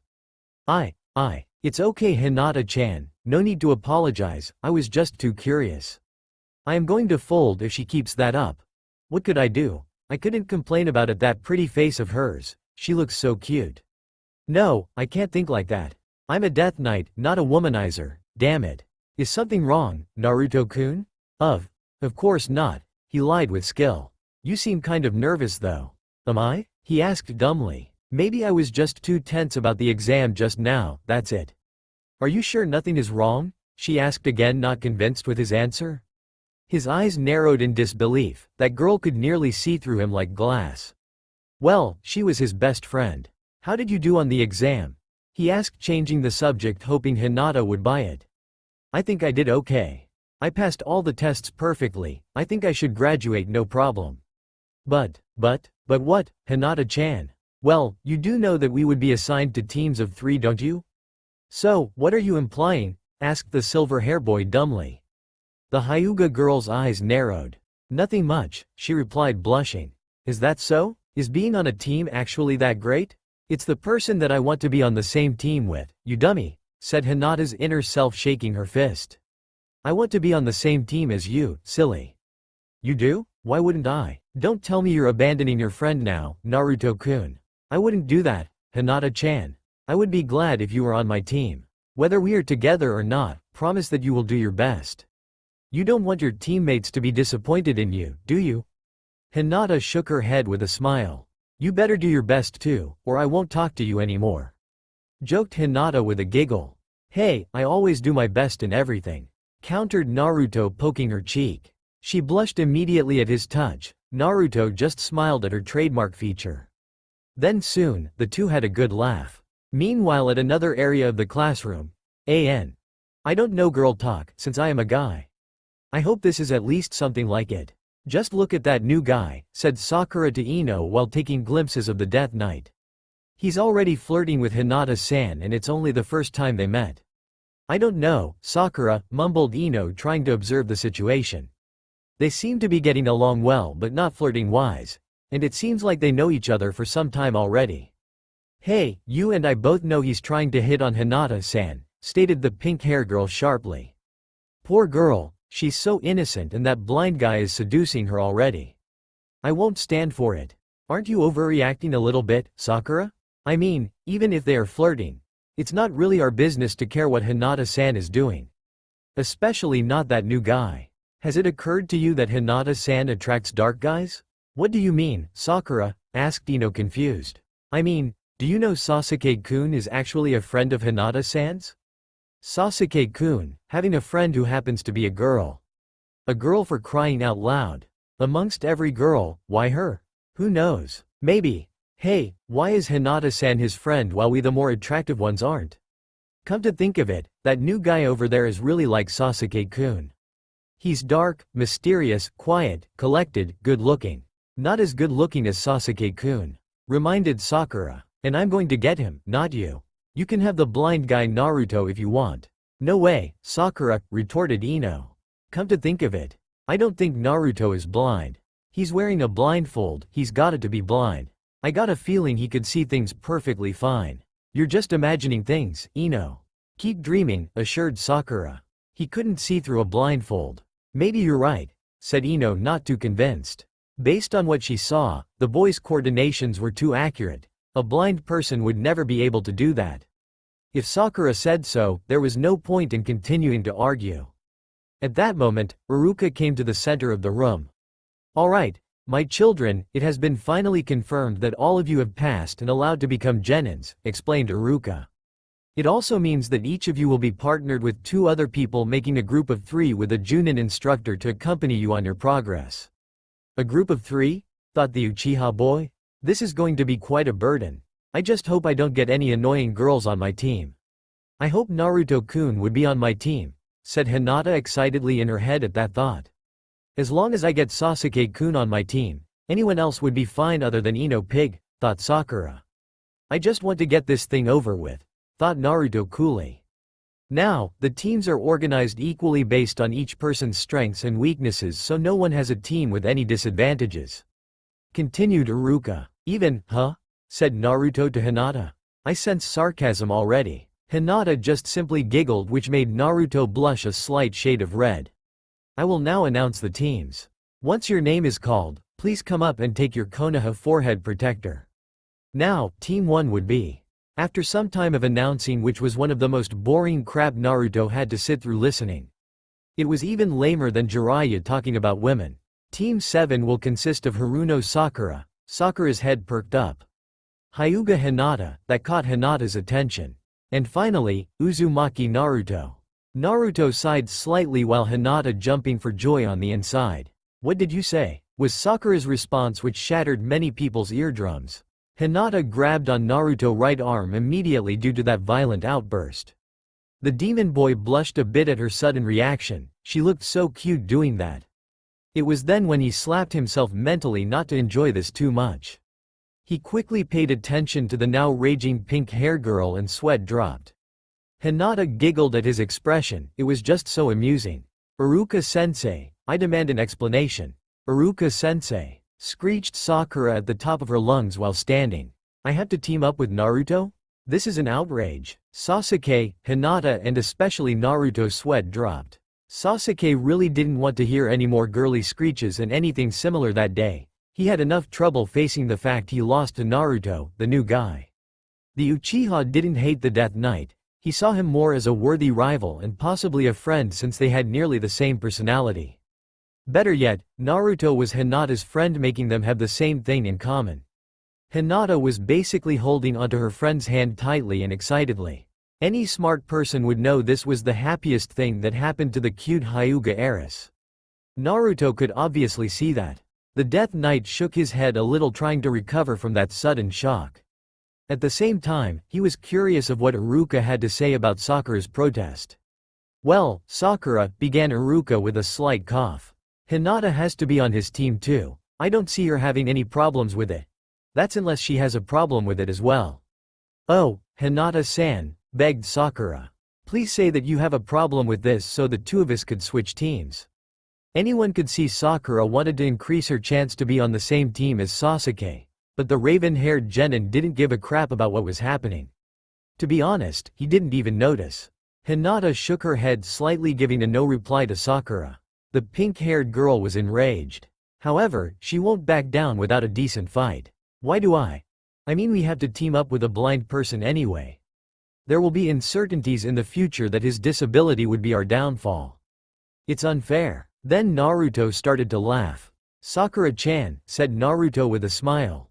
"I'm not blind." He then took off his blindfold to reveal his eyes weren't damaged in any way. Sakura gasped in awe. He had the most beautiful eyes she had ever seen, so pure, so gentle, ever so attractive. His cerulean eyes matched his look perfectly. She couldn't help but feeling lost while looking at him. "Satisfied?" Sakura nodded, with a faint blush on cheeks as the Death Knight tied the blindfold back on, covering his eyes. "He's cute," thought the Emerald Eye Girl. "Do you still have any problems with your team, Sakura?" asked Iruka, trying to get her attention. The girl shook her head blindly in response and sat back down. She was still looking at Naruto in shock. He was handsome. Without further ado, Team 8 would consist of Uchiha Sasuke, Inuzuka Kiba and Aburame Shino. Meanwhile, "What? I don't get teamed up with Sasuke-kun," exclaimed Ino angrily yet silently. "Whatever, Ino," said Shikamaru lazily. "What's so good about him anyway? At least Sakura didn't get him, that's all it matters." "Yeah, keep thinking that so you would shut up about your ranting." "Who would want to team up with you anyway?" retorted Ino. "Do you know why no girl likes you?" "How would I know? I'm not a girl." Ino's eyebrow twitched in anger at Shikamaru's response. They did this really often, but Ino never got used to it. "Team 10, continued Iruka. "Yamanaka Ino, Nara Shikamaru." Ino fumed even more at the fact she had to team up with Shikamaru. Outside she was angry, but inside she had a comfortable feeling being able to be with someone she knew very well. Shikamaru just yawned, not caring at all. "And Akamichi Choji, that would be all for teams. Now please meet your Junin instructors at the place they designated for you to meet them. Class will be dismissed and I wish you all good luck on your teams." Iruka said that and left the room. Soon, Naruto found out the meeting place they had was in this room. As most of the people left the room to their designated areas, Naruto moved down up front to rest with Hinata following him, trying to give him a soft embrace. Naruto stopped as Hinata made contact with his body. "Hinata-chan?" he asked, a little startled by her actions. She felt his body stiffen a little. "I'm sorry, Naruto-kun," apologized Hinata, stuttering with words. "I am just so happy that you're on my team." "You've been hiding your excitement, haven't you, Hinata-chan?" questioned Naruto teasingly. She nodded, smiling. She knew he could read her like a book, she couldn't hide anything. "Anyway, I'm glad you're on my team too." He then looked over to Sakura, who sat there alone looking at nothing in particular. "Should we invite her to come over?" suggested Hinata. "Maybe we should." "Hey, Sakura-san," called Hinata no louder than a whisper, since she thought Sakura was still mad at her for beating her during the final test. In truth, the Emerald Eye Girl wasn't. Hinata's voice caught the girl's attention. "We were wondering if you would like to chat with us?" "Sure," replied Sakura, happily skipping down to their level. "I really haven't introduced myself, have I?"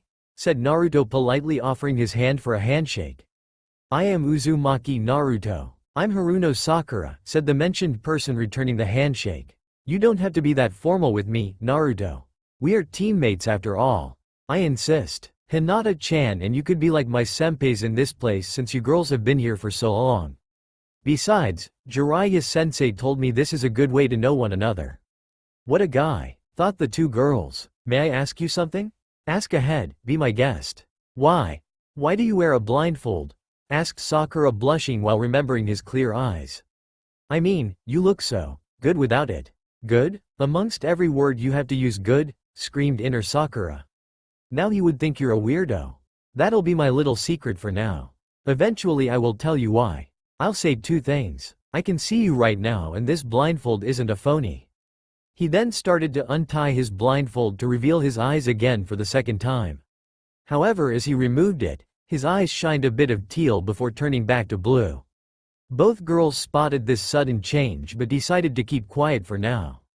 Try it, Sakura-chan. Who allowed you to call me Sakura-chan? Asked the pink-haired Genin teasingly while taking the object. You don't like it? I could call you Sakura-san instead. No, you can call me that if you want, replied the girl with a blush. Sakura-chan sounds fine coming from you. Thanks for saying so. Naruto noticed the blush and wanted to smile since it looked real cute on her, but on the other hand, he didn't want to make Hinata feel upset. As Sakura wrapped the cloth around her eyes and she couldn't see anything, Hinata then gave it a shot. She activated her bloodline ability, the Byakugan. She could see through it then very clearly. She figured out it must have been something about his eyes that made him see through it. She handed back to the Death Knight and he quickly tied it back on his head with his forehead protector on top covering it a little. This guy is really good looking, and a lot more of a gentleman than Sasuke-kun, thought Sakura. Naruto-kun, I hope you tell me what those eyes of yours really are on day, said Hinata to herself in thought. She wanted to know everything about him and he obviously could tell. I know you want to know, but I really don't know how you would react after knowing my heritage. The silver-haired Genin sighed at that thought and then took out a kunai for entertainment. It has been 20 minutes since the trio started waiting. All three of them decided to sit in the open area of the classroom.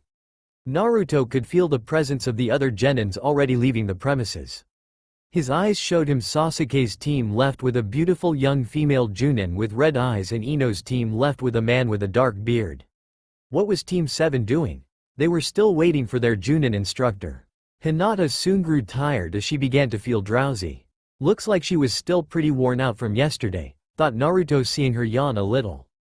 Unknowingly, she fell asleep on the male Genin's lap. The dark warrior's eyebrow raised a bit at the Hyuga girl's sudden action. He smiled at her while she closed her eyes, breathing softly. He didn't know why, but he ran his hand through her silky hair. It was smooth, comfortable, and the girl blushed when she felt his touch. He removed his own jacket and covered his friend so she wouldn't catch a cold. As he took off his jacket, he showed off his arms, which were attractive to the emerald-eyed girl. She could melt at the sight. He was very well built, not ridiculously wise but still very manly and appealing. Somehow, he looked at his bandaged right arm. Something caught her eye. On his upper arm, there were brown stains on it. It was dried blood. She wondered what happened. Naruto-kun, murmured the Hyuga girl, nuzzling closer to the boy. Sleep well, Hinata-chan. Naruto, called Sakura nervously. What is it, Sakura-chan? Asked Naruto, turning his head around with a smile. Don't be so nervous around me, I won't hurt you. That's unless you want me to, but I won't know why. She giggled at that remark. I know you won't. I just want to ask what happened to your arm. This? He asked, looking at it. Yeah, it looked like a lot of blood came from it. It did, Sakura-chan. But don't worry about it too much, it's not like the fact it happened to you. Mind if you tell me what happened? It's a little embarrassing if you know what I mean. Oh, tell me, the pink-haired girl begged with puppy eyes. However, the Death Knight was one who could withstand that kind of begging. His little sister did it so many times that he learned how to resist it. I promise I won't laugh. Well, I'll tell you, but I'm still very certain that you would laugh anyway, said Naruto with a chuckle. Okay, it happened several days ago when I was doing my daily training. I was doing those upside-down sit-ups. You know, when I hang upside down and it takes more effort, but the training was worth it. So, anyway, I did that for about an hour or so. I was still fresh, but that's where Jiraiya-sensei came in. In his point of view, it looked like that I fell into a trap and I tried to get myself out of it. But you clearly weren't, correct? Being the dumbass that he is, he really thought I fell into a trap, so he decided to help me. Instead of coming to me directly, he tried to free me by tossing a kunai, hoping to break the ropes. Due to his old eyesight, he missed and the weapon struck through my right arm. Did it hurt? Asked the pink-haired Genin, holding his arm, examining the wound. What do you think? Hell, it did. If you value your life, don't let any dumbass be your sensei. Sakura giggled and Naruto smiled in return. Thanks for telling me, Naruto. And I want to apologize for what I did earlier. You mean talking behind my back and how you didn't want to be on my team? He questioned with a grin. The girl yelped, she couldn't believe he knew. All she could do was nod slightly with guilt. The Death Knight gave her a pat on the shoulder which startled her. It's okay, Sakura-chan, things happen. The girl gave a warm smile back, she was happy she was forgiven. It was a good start for this team, as long as their instructor arrived, that is. Several irritating hours later, Naruto was on a verge to demolish something. 2 long boring hours has passed. Hinata was still sleeping sweetly, resting her head on Naruto's lap while Sakura was sleeping next to him. The Death Knight sighed, for he was getting tired himself. Then, he started to brush Hinata's hair without knowing. As he revealed that pretty face of hers, he was sort of in a trance. Hinata-chan is really pretty, he thought. Wait, what am I doing? Damn, Jiraiya's influence is starting to get to me, must fight it. I can't think like that. But Hinata-chan is very pretty. She has a nice body too, small waist, good hips. No, what the hell am I thinking? I am Naruto, I am not a pervert. Hinata-chan is your friend, so stop thinking about her like that. While Naruto was battling with himself, as if on K, someone opened the door to break his thoughts. He really needed that. Yo, called a man with gray hair with a green Genin vest. Naruto, being the only person awake at the moment, gave the Genin an unsatisfied look. The silver-haired Genin observed him closely as he took on step into the room. The guy was tall, he wore his forehead protector in a tilted fashion that covered his left eye. As if that wasn't mysterious enough, he wore a dark-colored face mask that covered obviously his face and his down to his neck. What's the matter with his face? Thought Naruto. Hey, was I disturbing something? Not at all, replied an annoyed Naruto. He wasn't pleased that his teacher was this late. You know, you look real cute with those 2 girls next to you. Be quiet, human, snapped the only male Genin in the room. Great, thought the Genin. I thought I picked a real good student, but who knew that he was blind? Hey, I'm not blind. The gray-haired Genin's visible eye opened a little bit more than usual, he was quite surprised. Aren't you going to wake those 2 up? I don't like to waste time. We waited for you for over 2 hours, 5 more minutes wouldn't make much of a difference. As Naruto took a glimpse at the Genin standing several feet away from him, he didn't like what he saw. Judging by the way the gray-hair man was looking at Sakura and Hinata, he must have been thinking how lucky he was to have 2 pretty girls to supervise. With that action alone, the Dark Warrior knew his instructor was a pervert. He sighed inwardly and decided to wake the girls up. Hinata-chan, Sakura-chan, wake up, he said, shaking them both gently. Their eyes started to open just to see Naruto's smile. Hinata blushed like a strawberry, realizing her head was on Naruto's lap while Sakura rubbed her eyes from the tiring feeling. You, late, shouted the pink-haired Genin loudly, pointing her finger at the one visible-eyed Genin. That burst of output startled the crap out of her teammates. Maybe only Hinata. Yeah, sorry, explained the Genin, scratching the back of head with a nervous chuckle. You see, I was lost in the road of life and… Liar. Yeah, he coughed. Whatever, I want some fresh air, let's go onto the roof. With that, he vanished in a puff of smoke. Sakura groaned with irritation and stomped her way to the roof while Naruto formed a set of hand seals and disappeared in a warp. The lavender-eyed girl blinked with confusion, not knowing where her friend went. It didn't matter too much since her Byakugan showed her he was on higher ground. The 2 girls made it on the roof moments later just to find the 2 males glaring at each other, not exactly enjoying each other's presence. Sensei? Asked Hinata shyly. Is everything okay? Yeah, we're cool, said the Genin, breaking eye contact with Naruto. A pretty girl like you shouldn't be worrying so much. That comment made the Hyuga heiress blush and look to the ground, trying to hide it from the guys. The Death Knight muttered pervert under his breath and made his way to his teammates. The instructor sat on the railing so he could see all his students with his visible eye. He grinned under his mask, knowing this would be a very interesting team. So, we should start with an introduction. Tell me your names, likes, dislikes and goals in the future. This would help all of us know each other better. Maybe we could start with you, Sensei, suggested Sakura. We don't even know who you are. Fine, I am Hitaki Kakashi. I like a lot of things, which is my secret and for you to find out. I dislike a lot of things too, but I have no intention of telling you. My dreams are none of your concern. The 3 Genin's eyes narrowed. After what Kakashi has said, he told them nothing other than his name. One thing was for certain, Naruto knew Kakashi was a pervert and he liked being one. "Me, my turn," exclaimed Sakura. "I am Haruno Sakura, I am 13. I like Sasuke-kun," shouted inner Sakura happily. "My dream is to be with Sasuke-kun, hell yeah," thought her inner self yelling victoriously. "I don't dislike many things, other than Ino Pig maybe." After that introduction, Naruto just laughed silently since he heard every word inner Sakura said. He found it amusing. "What's so funny, Naruto-kun?" asked Hinata, tugging his arm to get his attention. Sakura looked at him blankly. "Nothing," answered the silver-haired Genin, shaking it all off quickly. "It's your turn, Hinata-chan." "Okay, I'm Hyuga Hinata, age 12. I like many things such as my cousin and..." She then looked at Naruto with a slight blush and quickly looked away. "I also like people who are supportive." She glanced at the Death Knight again with an even more noticeable blush. "I dislike my family for rejecting me." That caught everyone's attention. Naruto clearly saw what she meant. "My dream is to be with the person I admire." "Who's this person?" questioned Sakura in a joking tone. The Hyuga girl had a lot of trouble maintaining her words clear. At that time, Naruto knew Hinata was secretly signaling for help. "She'll tell you when she's ready," said Naruto, not wanting Hinata to feel obligated to answer that question. "Now, I am Uzumaki Naruto." Kakashi's eye twitched a little when he heard his name, especially Uzumaki. He couldn't believe there was a survivor of that traitorous clan. He remained calm successfully, not wanting his students know his worries. "I'm 12, turning 13 sooner or later.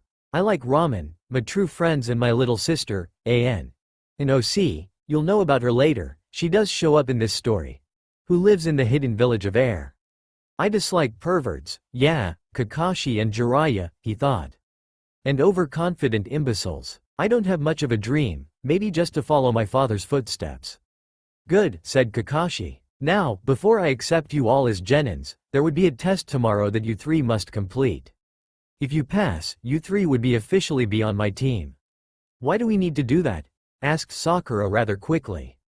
"Didn't we pass the Genin exam already?" added Hinata, feeling worried. "You guys will cry at what I have to say," said Kakashi, chuckling. "Just say it," demanded Naruto, not finding his humor funny. "I have no time for games." "Fine. The test you will be completing tomorrow would have a 66 chance failing system." "What?" The three Genins gasped in unison, with Naruto's more of a statement. The reason to this is that only 9 Genins out of the original 27 students from the graduate class could be official Genins after every graduation. The rest would be sent back to the academy and try again next year, explained the Junin, rather amused. "We can't have that many Junins being occupied with kids, since we need to do missions as well to maintain the prosperity of Konoha. Obviously, those who aren't worthy would be sent back unquestioned. Oh yeah, if one of you don't show up tomorrow, I have no choice but to fail the entire team. Not like you three would pass anyway," thought Kakashi evilly. "Don't worry, Kakashi," said Naruto without adding sensei deliberately. "We'll be there." "Glad to hear that. The meeting place will be the open area in the forest where the memorial statue is located. Arrive there at 7 a.m. and be on time. The rest of the day is yours to rest and prepare." "Yeah." As soon as Kakashi finished, he disappeared in a cloud of smoke. The Death Knight didn't waste any time either. Once his instructor left, he made his way to the exit door. "Naruto-kun, wait," called a timid voice, causing the boy to turn around. The person was none other than Hinata. "What is it, Hinata-chan?" asked the silver-haired Genin. "I was just wondering." The girl was extremely nervous. "Wondering if I want have ramen with you?" asked the boy, finishing her sentence with a grin on his face. "Yes. Would you like to go with me? I mean, you don't have to if you already have plans, I'll understand." Her anxiety level was above the charts and she was blushing like a cute cherry. Her small hands playing with her index fingers really made her look adorable. The heiress closed her eyes nervously, hoping Naruto wouldn't say anything mean. Instead, she felt a hand on her shoulder. "I would love to go with you," said the dark warrior with a genuine smile. "You would?" Her eyes were sparkling with delight. "Yeah, it'll be my treat." "No, you can't do that. You treated me to dinner last night. It's only fair if I paid this time," she stated clearly with no stuttering whatsoever. How did we solve conflicts when we were kids? He asked, trying to remember. We never had any conflicts. How about we play rock, paper, scissors? Winner decides? Deal. Both of them then took out their fist and prepared for the duel of the century. Poor little boys, always pick rock, thought Hinata sinisterly. Yep, good ol' rock, nothing beats rock, said Naruto confidently in his head. As they counted to 3, they showed their result. Paper, said Hinata. Scissors, said the other. You thought I was going to pick rock? Nay, Hinata-chan? That's not fair, exclaimed Hinata, blushing. Not fair? He asked in disbelief. You are getting a free lunch, I wouldn't complain if I were you. I suppose you're right, she admitted in defeat. The boy smiled a little and gave a quick farewell to Sakura before taking off. It would be rude to just leave without saying goodbye. After the two friends left, Sakura just sighed, knowing she had no place to go. So she decided to head home and prepare herself for tomorrow. Moments later at Ichikaru's ramen. Yo, Mr. Ichikaru, greeted Naruto, putting a grin on his face. You still remember me? The owner of the shop and his daughter Ayane. An. If that is her name, tell me. I don't really remember, took a close observation. They never recalled serving anyone who was blind before. However, judging by Naruto's voice, he seemed to know them. Feeling somewhat uncomfortable by the stares the Death Knight was getting, he realized why they didn't recognize him. Maybe this would help. He then removed his blindfold to show them his cerulean eyes. The store workers gasped in awe. Naruto, said Ayane, lightening up with surprise. Is that really you? The boy gave a nod along with a small grin. We haven't seen you in ages, the last time I saw you I was like 10. Yeah, I know. Where have you been all this time? Questioned Mr. Ichikaru with curiosity. Training for 7 years, nothing special. Enough about me, I want a bowl of shrimp ramen if one may. Sure you can, but what about that young lady behind you? A sudden realization struck Naruto as he remembered his friend was here too. He nearly forgot about her. Hinata-chan, I'm sorry. I forgot you were here. He apologized with guilt. The girl shook her head slightly. It's okay, Naruto-kun. I'm just glad to be here, she said kindly. My heart is beating so fast. I can't believe Naruto-kun is treating me 2 days in a row, this is heaven. I think I'm going to faint. Hinata-chan, Naruto spoke with a quiet laugh. I can hear you heartbeat from here. The girl then placed her hand to her heart. Holy, it was beating fast, a little too fast. Knowing that was a bad thing for the girl, the boy embraced her gently, telling her to relax from time to time. His unexpected contact startled the Hyuga girl at first, but when she found out he was trying to help, she couldn't help herself but to hug him back. When he assumed she was okay, he broke the embrace, which made the girl let out a silent groan of annoyance and disappointment. You okay now? Yeah, if you didn't relax and calm down, you would have died of high blood pressure. He stated as a joke. Thank you, Naruto-kun. May I have the same thing as you? Fine, we'll have 2 shrimp ramen then, said the Death Knight to the owner. No problem, replied Ayane, then giving Naruto an evil smile. Naruto, you sure have a way to deal with your girlfriend. She teased amusingly. Hinata blushed like mad when she heard that G-word, but the cerulean-eyed boy didn't react at all. Let's drop that subject, he stated calmly. Ayane just shrugged and went with the flow. Within several minutes, their orders arrived. In another few minutes, the dark shinobi consumed all the food. It was somewhat scary, but he was never the person who liked to take their time on things unless he really had to. Naruto sat in silence where Hinata slowly ate hers and took glimpses at him whenever he wasn't looking, which was often. His eyes are so beautiful, thought the heiress dreamily. I could look at it all day long and won't get sick of it.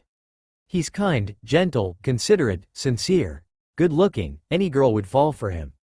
Even the whisker marks on his face became more faint. He's so nice to me, when can I tell him my true feelings? He's in front of me, we are alone, should I confess to him? What if he rejects me because I am too forward? If he hates me afterwards, what would I do? I can't let that happen, I just can't. At that exact moment, Naruto was having thoughts of his own. His master wanted a little chat with him. Hello, Death Knight, called a voice in his head. It was a girl, a beautiful young girl. Master, what brings you here at a time like this? Asked Naruto, a bit surprised. Call me Kyuubi-chan, my little dark one. Kyuubi, the demon within Naruto, was his master. The one who granted him dark powers beyond imaginable and the Runeblade Nightshadow. I made Kyuubi into a girl, no specific reason, I just felt it would be better this way. Kyuubi-chan doesn't sound like something an apprentice would call to his master. Don't think of me as your master, think of me as your friend, said the fox in her humanoid form, giving him a cheerful grin. Whatever, he stated. Still, what brings you here at this time? Nothing, watching you score with girls is something very entertaining, she answered with a smirk. When did I try to flirt with girls? Don't deny it, my little dark one. What kind of ideas are you trying to give me? I am a death knight, not a women magnet. I was never one and I don't intend to start now. Sure, whatever you say, she said, not too convinced. I have to say, unlike all the death knights, I don't seem to have lost my mind from your influence. I should be following your every command and obey them without question. I am a warrior, for crying out loud, I need your guidance to my vengeance. Naruto, she said seriously. I don't need you to do anything reckless. My powers are yours to keep, but not for you to do something like a massacre. You are the last of the Uzumaki clan, I don't want to ruthlessly sacrifice you. You've shown me kindness even in the most crucial moments in life, you changed me, I won't allow my old ways to take over you. Remember what I told you? Yeah, you and I are one, you feel what I feel. There are so many times I wish I did the right thing. I should never have tempted a kind soul like yourself. Kyuubi admitted with much guilt. What do you mean? He asked with concern. I should have never tempted you. I should have allowed you to know how to fight the darkness within yourself so you would become a paladin. Now, you are a hated death knight. Don't worry about it, Kyuubi-chan. If I was a paladin, I don't think I would like it as much. You see good in everything, don't you? No, I don't. There's nothing for you to regret about, it was my decision, he said reassuringly. You were only 6 back then, I should never have done this to you. Your physical corruption, your demonic blood, your deathly demonic chakra, the Death Knight's powers have truly turned you into a half-demon. I am responsible for ruining your life, she was basically yelling at this point. You didn't ruin my life, Kyuubi-chan, he then grabbed her shoulders, looking directly in her eyes. Look, I am glad you gave me those powers. I was too young back then to handle my own problems and chose the wrong way to achieve a solution, that's why I was tempted. It's not your fault, it's what demons do. Naruto, she cried and started to sob on his chest. I'm so sorry. Kyuubi-chan, don't cry. It's not good for your apprentice to see you like this.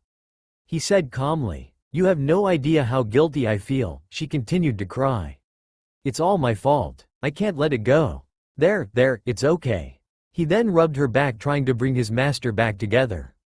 You became a half-demon because of me, I'm not worthy of your kindness. I should rot in hell for doing something like this, she said, bitterly cursing herself every second that passed by. Kyuubi-chan, listen to me, ordered the Death Knight, losing part of his patience. If I didn't have this power, I would have never been able to save Jiraiya or my sister's lives. I thank you, master. The powers of this dark warrior is perfect for me, my vengeance is yours. I accepted this power willingly in the past and I take full responsibility of it. I wanted this power for my revenge, Konoha will pay for what they did to me. Don't set your heart on vengeance, Naruto. Just forget about it. Live your life as happily as you can. I can't do that, he replied angrily. I am no paladin, these fools have nothing to do with me. What about Hinata? Asked Kyuubi suddenly. What would she think about that? Why did you bring her up? Answer my question, Naruto. She's my friend, my only true friend, he answered without further questions. I'm certain she won't like it if she sees you in your most powerful demonic form. You don't mean? Yes, I am, she said seriously. Your vengeance is too great, Naruto. That dark spirit within yourself, feed on that hate and resentment. Don't allow it to take over you or you would face a case of the metamorphosis. There is another way for the metamorphosis to occur? He asked worriedly. She nodded slowly. Could my vengeance go that far, as if that could happen? Of course it could. I can't allow Hinata-chan be in danger, he said, realizing what his master was getting at. If you live a life with the goal of hatred, you have no idea how much more blood would be stained on your hands. Reminded the demon master cautiously. How do I thin out this vengeance? Asked Naruto, wanting a solution. You could start with a smile every morning instead of shattering your poor alarm clock. Suggested Kyuubi. That's a pretty tall order. Can't I start with a smirk and work my way up? That alone resulted in immediate death glare from his master. The Death Knight's sweat dropped. Fine, fine, fine, you win. I'll try to smile, okay?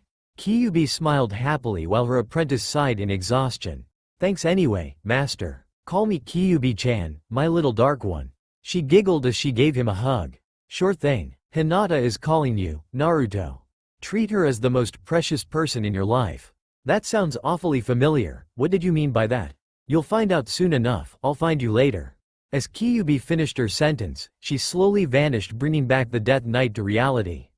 Meanwhile, Naruto-kun, said Hinata, shaking his arm slightly. Are you okay? What is it? He asked coldly, still trying to regain his focus in reality. You didn't respond when I called you for over a minute. Sorry, I was just in deep thought. I must have been in another zone. I thought you were dead. You didn't blink. Your pulse was a lot slower than before. Don't scare me like that. Die? Me? He asked, amused. Get real. Death Knights don't die that easily. Death Knight? She questioned, confused. What is that? The silver hair boy then realized he said the wrong thing at the wrong time. Nothing, Hinata-chan, he said, trying to change the subject. Looks like you're done your meal, let's get going. However, Hinata gave a firm grip on his arm, not allowing him to leave. Hinata-chan, what are you doing? Naruto-kun, tell me who you are, she demanded softly. I've so many questions I want to ask you, please tell me. It's none of your business, Hinata-chan, he snapped rudely. Naruto-kun, I'm your friend, you can trust me. I missed you so much, can't I at least know what happened to you all these 7 years? How you became this strong? Why is your hair silver and why are your attacks all so death-like? Naruto's eyes widened a bit hearing her last question. You saw my move, the death coil? He asked, raising his eyebrow. I saw you after I drank the stuff you gave me. What was that death coil anyway? It's my healing technique, Hinata-chan. It looked more like death itself has devoured you. It was scary. How could you call that healing? I felt better afterwards, that's all it matters, okay? No, it's not. Who are you anyway? He saw the emotional pain in her eyes when she asked him. He couldn't bear to watch it. The last thing he ever wanted to do was to hurt his best friend. By not telling her, he was hurting her. Despite how much he didn't want to tell her, he had to say something. In the end he gave in, but he decided he would tell her only a little bit. I am a Death Knight, one who accepted power from my master, and what she wanted was my loyalty. It's the least I could do. She granted me plenty of very rare hidden techniques that she possesses, and she is still giving me more today. More importantly, she gave me this rune blade and forged most of the techniques in here. He then took out his blade from his sheath. This weapon here contains much more magic than you can imagine. This thing has become part of me, a critical object in my life that I can't live without. You possess one of those hidden moves as well, Hinata-chan. The mana burn is something my master taught me. You know, this blade was forged with pure chakra. Pure chakra? Is that why you could execute moves with this blade? She asked curiously. Exactly. I could feel a dark aura coming out of this blade. I am worried about you. Well, I could execute my hidden techniques with or without this blade. However, there are some attacks that I have to use this to cast, like my trademark techniques. He explained. Can I learn it? My hidden techniques? Sure thing, but my trademark moves you can't learn it. In fact, I can't even teach you because you don't have the blood, just like how I can never learn the Byakugan. You like it if I taught you some more useful moves in the future? I would like that, do you promise? I wouldn't lie, he stated, simply giving her a grin. Okay, but your energies are so dark though. I am afraid it may hurt you in some way, she said in a worried expression which made Naruto sigh a bit. I've wielded it for 6 years, Hinata-chan, I can control it fine. I trust you, Naruto-kun. She certainly had a lot of faith in her admirer. Somehow, she knew he would be just fine. Naruto was just glad Hinata didn't find anything suspicious, even though he didn't tell her the entire truth. However, the Hyuga girl knew there was a lot more Naruto wasn't telling her, but she decided to drop it for the time being. She didn't want Naruto to feel pressured into doing something he didn't want to do. Hinata-chan, we have a big day ahead of us, we should get going. She agreed, giving a nod as Naruto paid the bill. As the two walked together down the streets of Konoha back to the Hyuga estate, Hinata wanted to hold the boy's hand.